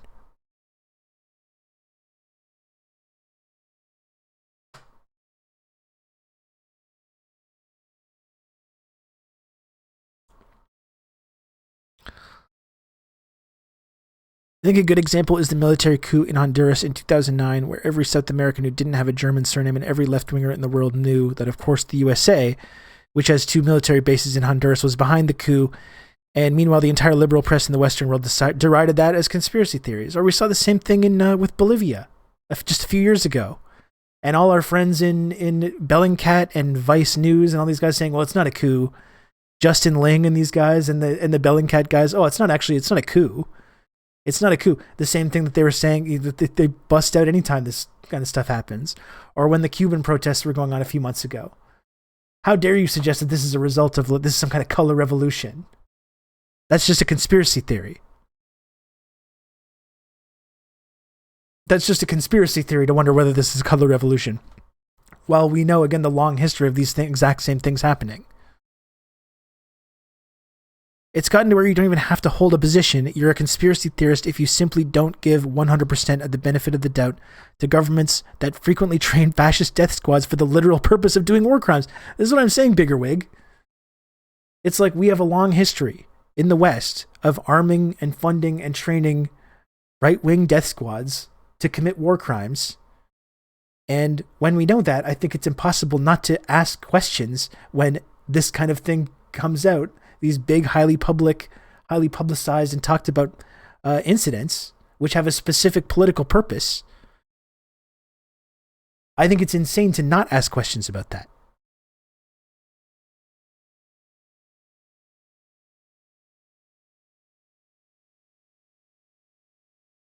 And yes, exactly the same thing happened with Bolivia, where right-wing Bolivians had better luck reaching Western journalists with their no hay golpe, there is no coup hashtag. Yeah, of course. Because remember, you can never ask these questions until it's confirmed. You can never ask these questions until it's confirmed. When it's useless to. When your knowledge of what is going on is completely useless.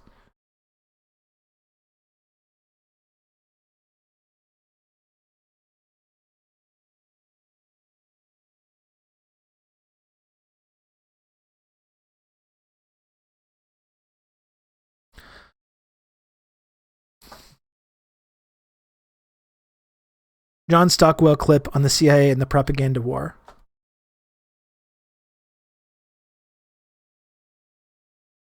That seems to have been deleted. Worth watching again, though. Worth watching every time this comes up. Not Vince McMahon tearing his quads. The CIA in the West working with right-wing death squads and working with the media and manipulating the media to create these narratives. Many such cases, many such examples. There's a long, long history of this going on. But when these things are happening in real time and you say, is this part of this pattern? This long established pattern that we know about? That's being a conspiracy theorist. And I reject that. I think it's important to ask these questions. You were in Vietnam for the CIA, and as I understand you were up country. What years were you there? 73 to 75, right after the troop evacuation, and I came out in the evacuation of April of 75. How long were you with the CIA? 13 years. I was a field case officer, served in Africa and Vietnam, and then eventually on a subcommittee of the National Security Council in Washington. You were in Angola, were you not? Well, I ran the Angolan covert action, but I ran it from Washington. These things are global, and as chief of the Angola task force, my office was in Washington. When did you leave the CIA? March 1977, I left to testify to the Senate and go public and try to write a book, which I did. I'll get into that a little later. I'd like to talk to you about how what kind of experiences one has when one leaves the CIA and begins to talk.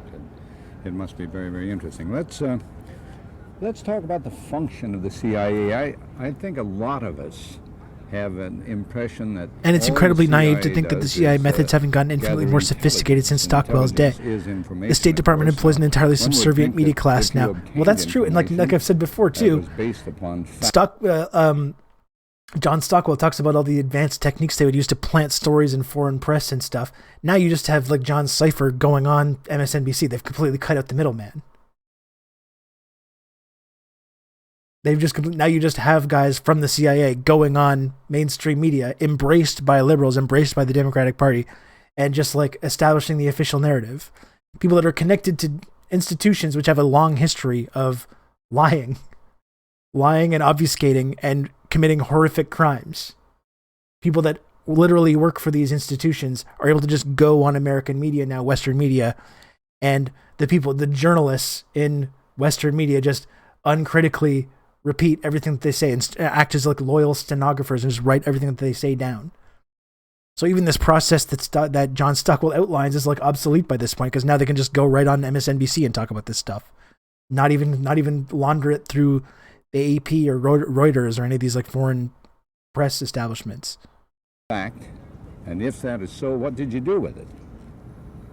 Well, one of the four principal functions of the CIA is to gather intelligence and ideally forward it to the president, the users of information, the policymakers, as they say. There are other functions, however, some of them more legitimate than others. One is to run secret wars, the covert action that's written and talked about so much, like what's happening in Nicaragua today from Honduras. Another thing is to... Who were they backing in Nicaragua? Let's look at what the Contras were doing. What kind of horrific crimes the Contras were committing in Nicaragua. And unfortunately, of course, it overlaps into the gathering of information. You have contact with a journalist, you will give him true stories, you'll get information from him, you'll also give him false stories. Did you buy his confidence with true stories? You buy his confidence and set him up.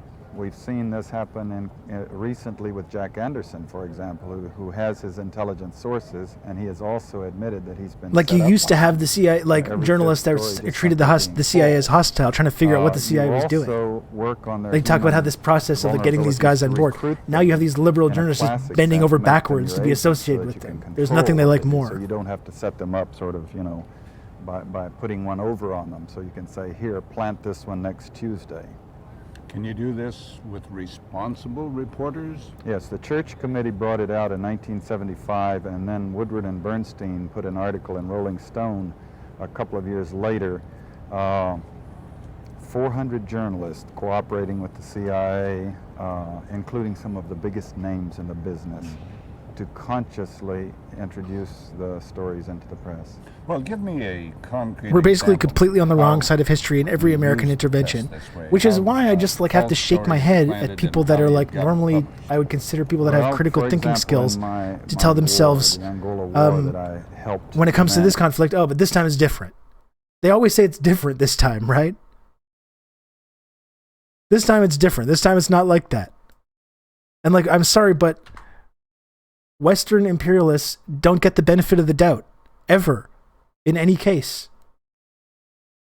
Right? What does Che teach us? You never trust the imperialists, not even for a moment.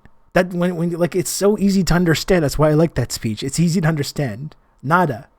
Niente. Not even for a moment. That doesn't mean like, oh, sometimes you trust them. No. 90% of the time, don't trust them, but 10% of the time, maybe do trust. No. Literally. Never. Nada. Niente. Don't do it. I don't understand how people don't get this basic lesson.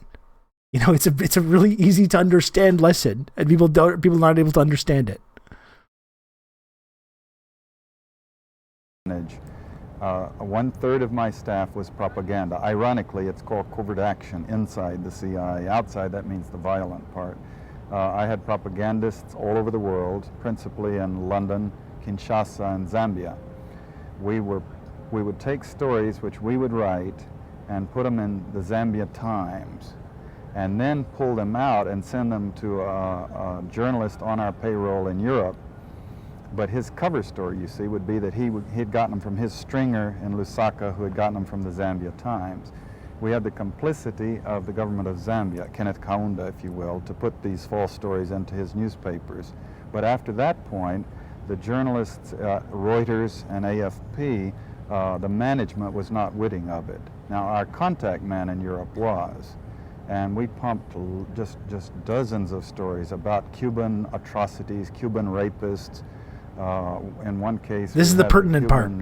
Rapists caught and tried by the Ovimbundu maidens who had been their victims, and then we ran photographs that made almost every newspaper in the country of the Cubans being executed by the Ovimbundu women who supposedly had been their victims. These were fake photos? Oh, absolutely. We didn't know of one single atrocity committed by the Cubans. It was pure, raw, false propaganda to create an illusion of communists, you know, eating babies for breakfast and that sort of totally false propaganda.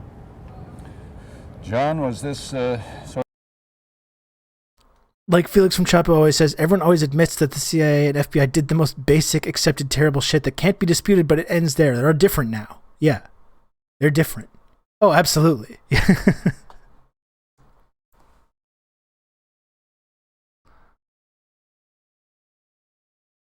But like I said, the basic caveat remains. Like, I would be much more willing to make a declarative statement about this. Russia is not communist. Putin is not a communist. I'm not going to run interference on behalf. Not going to do propaganda on behalf of the Russian government or the Russian military. It's not the Red Army. I'm not going to just uncritically question that, like, oh, of course they would never do anything terrible. The Russian military would never do anything terrible. Of course they would. I wouldn't say that. But I don't think it's worthwhile to immediately swallow the Western narrative about this that's taking shape. I don't think it's worthwhile to not ask basic questions about the timing of this, about whether this fits into the broader context of the West arming and backing these kind of right-wing groups. You know, I think it would be foolish to do that.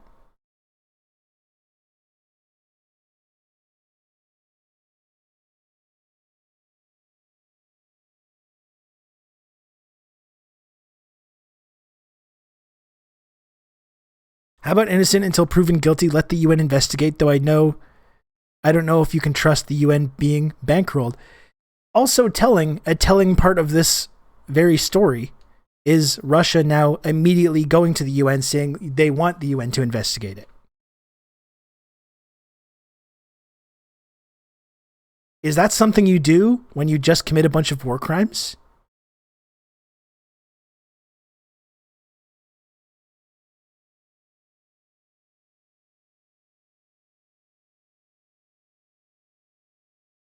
I'm trying to find a tweet about this that doesn't show like atrocities to not get banned.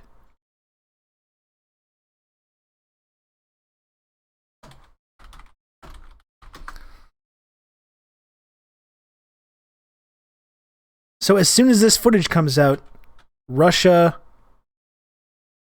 immediately requests an emergency meeting of the Security Council, which is immediately blocked by the UK.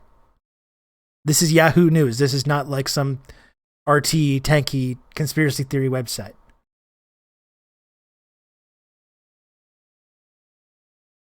Given all this information, the timing, who we know that the West has been arming and funding, and why, the long history of these similar groups engaging in horrible atrocities throughout the world, this thing about Russia immediately, as soon as this information starts coming out, asking for an emergency UN Security Council meeting being blocked. All of this, I'm sorry if you think this makes me a conspiracy theorist. I find it very suspicious.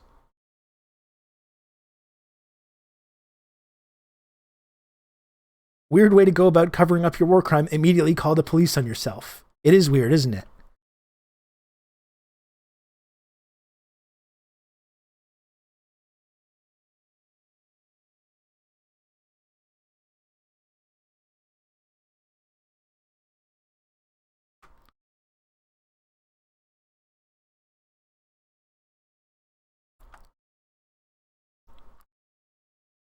Russia's foreign ministry said it would reiterate its request for the UN Security Council to meet on Monday over what Moscow called the criminal provocations by Ukrainian soldiers and radicals in the town of Bucha.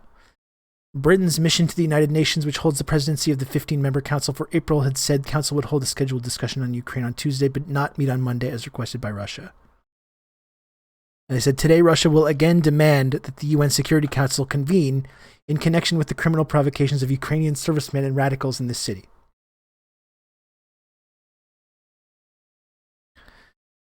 Ukrainian authorities said on Sunday they were investigating possible war crimes by Russia after finding hundreds of bodies strewn around towns outside the capital, Kiev, following Russian troops' withdrawal from the area. But are we going to trust Ukrainian authorities to carry out this investigation? Isn't this an investigation that would be better, considering what each side is saying, being conducted by an impartial body, an impartial institution? We know for sure there's already all kinds of evidence of the Ukrainian authorities lying about a lot of stuff throughout this conflict. The amount of misinformation that has been shared and spread coming from Ukrainian authorities that have been openly propagated online by like Western disinformation experts. There's already been many such cases.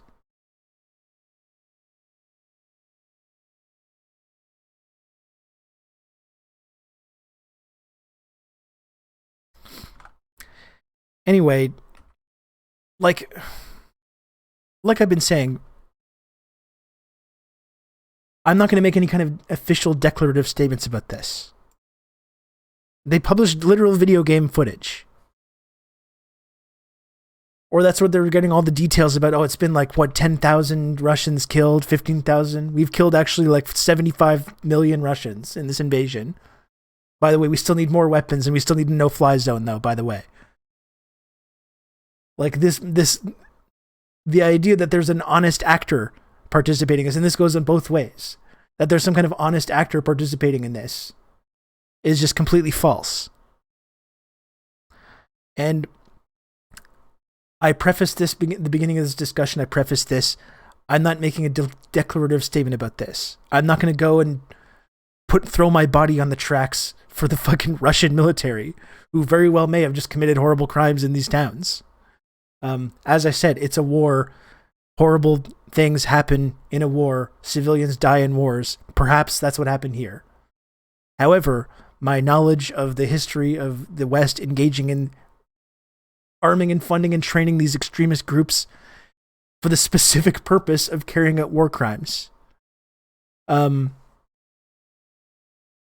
the timing of all these events.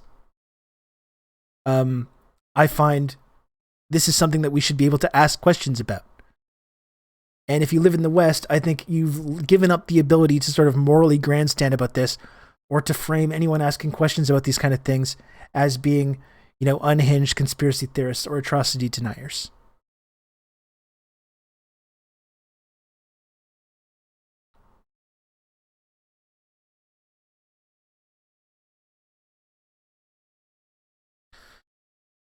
So it'd be good to look at that.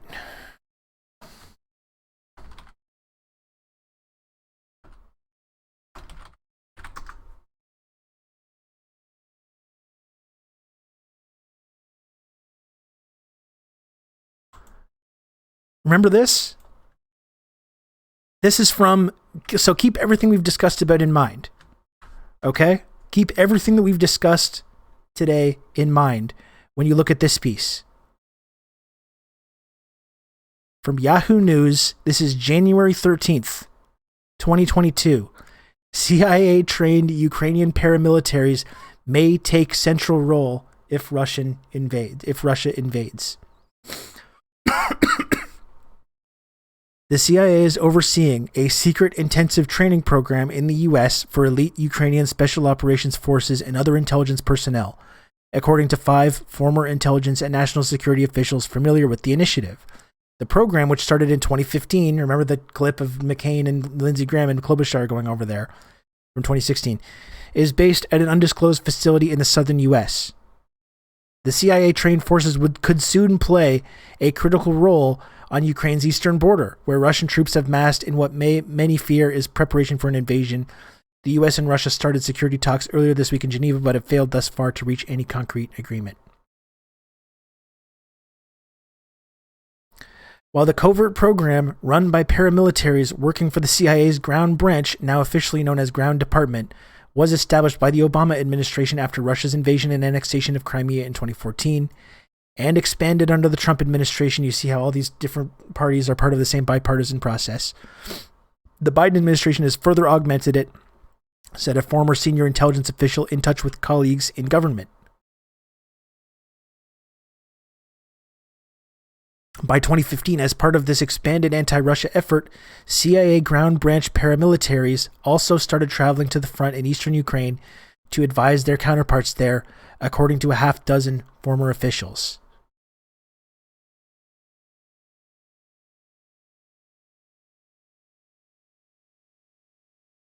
This is the kind of sanitized version of it. The multi-week US-based CIA program has included training in firearms, camouflage techniques, land navigation, tactics like cover and move, intelligence, and other areas, according to former officials. And again, folks, given the long history of the type of right-wing groups that have been armed and funded as part of these programs, we know that that's not all it is, do we? Right? We know that. That's factual.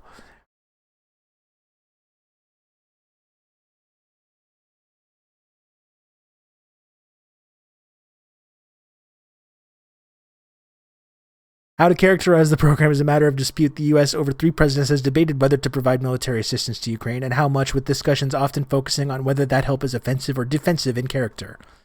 This is good stuff too. U.S. officials deny that the CIA training program is or ever was offensively oriented. The purpose of the training and the training that was delivered was to assist in the collection of intelligence, said a current senior intelligence official. So again, when you add up everything that we've talked about over the last hour or so, I feel like even if we're not going to make any declarative statements about what has gone down, obviously we don't have access to the real story, and we may not for many years. I think it would be extreme folly to not ask basic questions about what has happened here, and to ask critical questions about the narrative that is being shaped in the media right now and the effect that it's having on the possible peace process.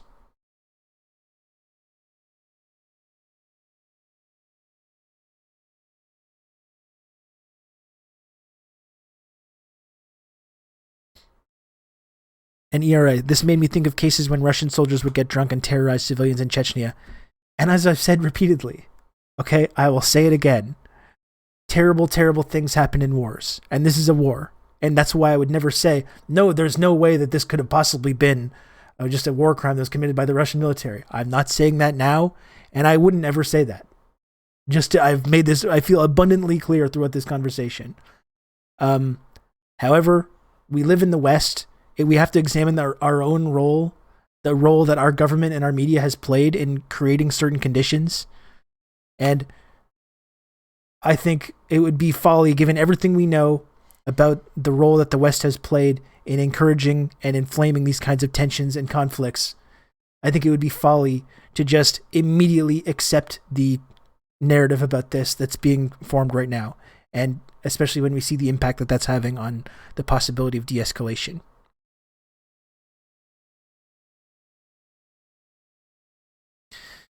Did you watch Mania? No, I did not. No, I watched some of the highlights. I tried to talk about it earlier, and no one was really into it.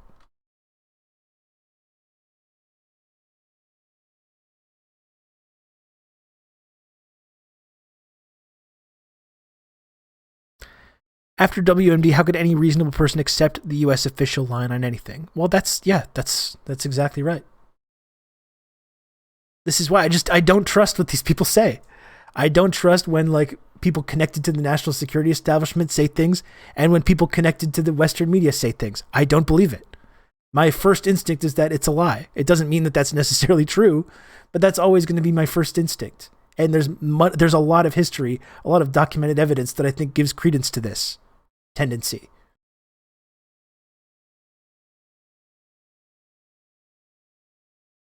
I don't think anybody here believes the Russian military is a bunch of cool dudes. No. And I know that there are people that do uncritically think that, and that's not what we're about.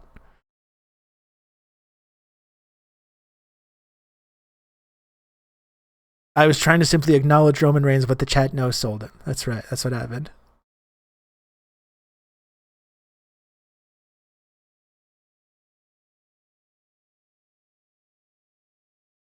Anyway, that's that segment. Pretty spicy. Pretty spicy stuff today, right?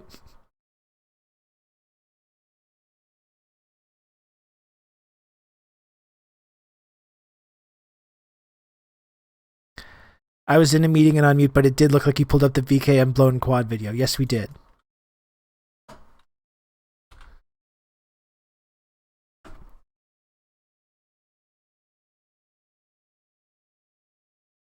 Yes, we did do that. The main event last night seemed like it was pretty bad. Again, I didn't watch. I saw some of the highlights. You've just become an elite member of the Friendship Triangle. Oh my goodness, Don Dark Sony. Don Dark Sony, thank you very much for the 5 gifted subs. Ridiculous. I knew Don Dark Sony would appreciate some of this spicy, subversive content. Thank you, Don Dark Sony. I appreciate it. A lot. It seemed like Roman got hurt and they decided to end the match. Yeah, I saw some speculation about he possibly like tore a tricep or something. There's some like pretty gruesome images of how he looked after. It's sad too because I know Roman and Brock can have a great match. I know I really enjoyed actually their WrestleMania match years ago now. I guess this was at WrestleMania 31. The one where Seth Rollins cashed in the Money in the Bank briefcase. That was really cool because I was really dreading that match and the whole Roman push. That's when everyone was really against that. The whole like internet wrestling community was really resenting the whole Roman Reigns push. And it was just seemed like it was set up to be this obvious finish of like him finally overcoming and beating Brock Lesnar. And I was ready to hate it. And then I remember when the match was going on, I was like, oh shit, I actually kind of like this. And then it ended up with the big swerve ending, which is a wonderful ending for it. Yeah, that was really good. So I know those guys can have a great match. That was my first Mania I watched when I came back to wrestling. Yeah, that was for me that was the beginning of the end for my enjoyment of like WWE. Because I remember I really loved that Rollins heel turn and that whole incident, but then they took away the stomp after that, and they started getting him to do the pedigree. I hate this kind of thing of like these new guys getting the old finishers and getting passed on. You have Rollins doing the pedigree and Kevin Owens doing the stunner. I don't like this shit. I don't like this.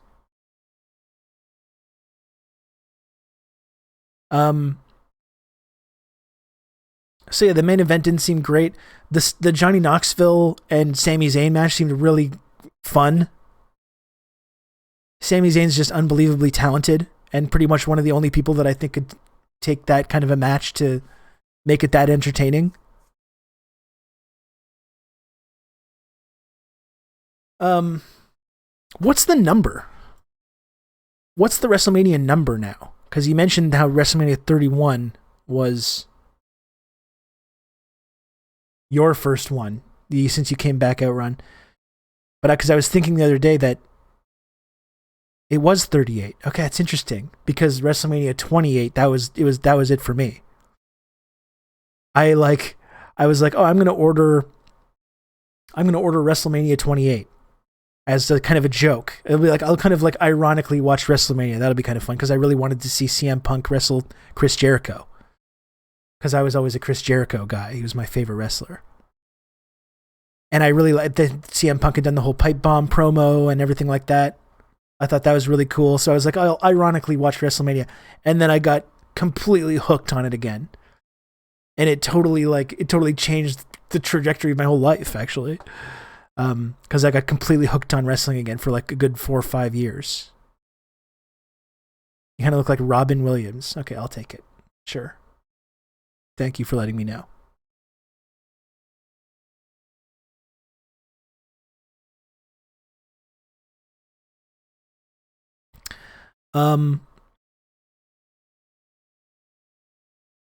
One of my favorite storylines for the last 7 years was Jericho and KO doing the list. Yeah, and that whole break, and like that was supposed to be a big main event too. The Jericho versus Owens, and then it got downgraded so Goldberg could win the title, which was just stupid. So I did see also the whole like Cody Rhodes comeback, and I thought that was kind of cool.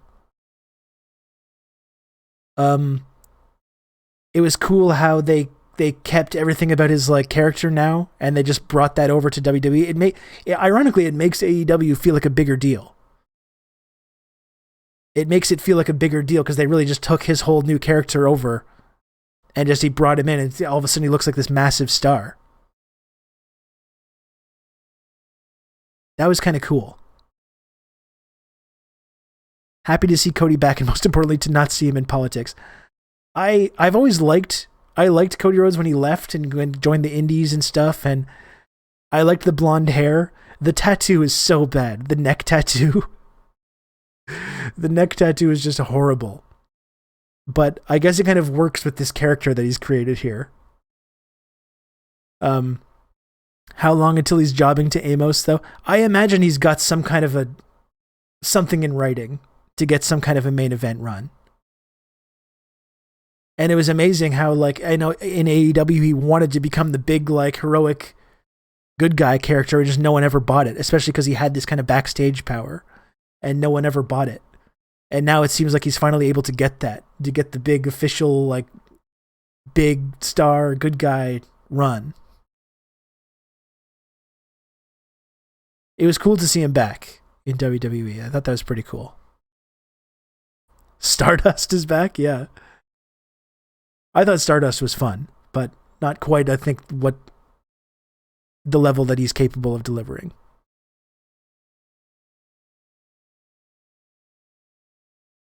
The tattoo is so bad. It's so bad.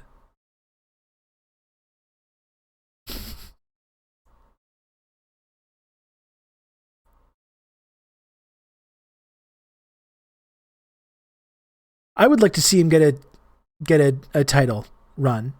I would like to see that version of Cody in WWE as a top guy. It'd be good to have him floating around the Rollins AJ Styles level, maybe let him dip his toe on a Monday main event run. I would like to see him be that guy for a little while.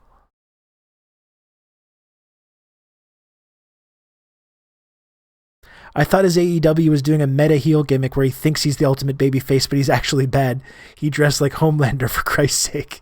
It's true, yeah. I'm not sure if he has that level of self-awareness, though. I think he really wanted to be that guy. Maybe he thinks Homelander is cool.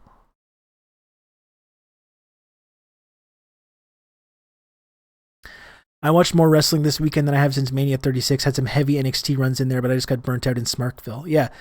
For when I was a big wrestling fan again, I'm kind of lapsed again, even though I pay attention to it and I enjoy talking about it. NXT was my thing. Like, I watched NXT from the first episode they did in Full Sail. And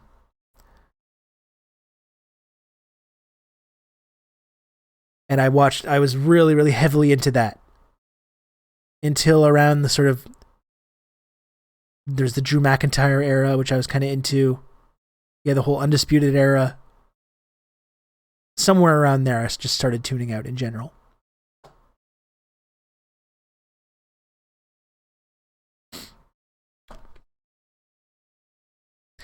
Now, I don't want to get too deep into wrestling chat.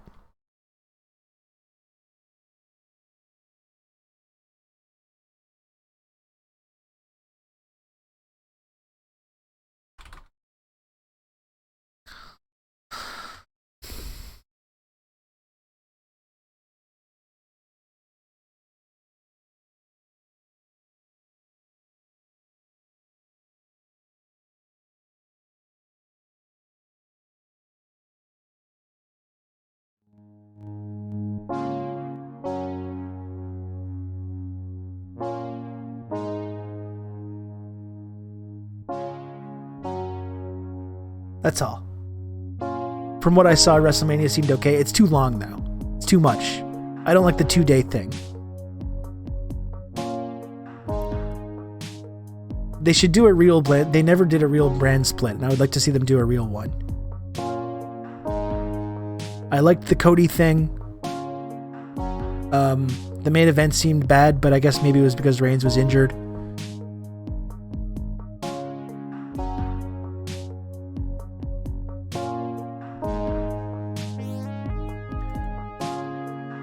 Not too deep into wrestling after a whole chit-chat zone about wrestling.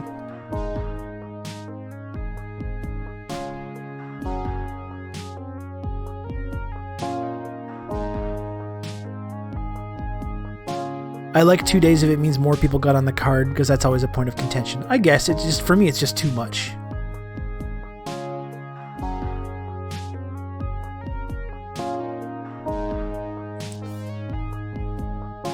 I'm gonna raid a bad friend of the stream, Bad Bunny, who's just took a whole week off, just moved across the country.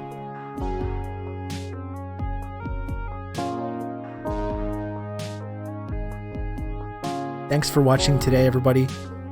I'll be back tomorrow. Again, it was a fun one today.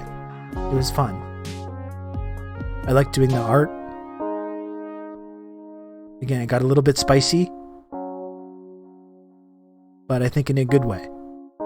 Hopefully not too many people remained uncomfortable with some of that subject matter.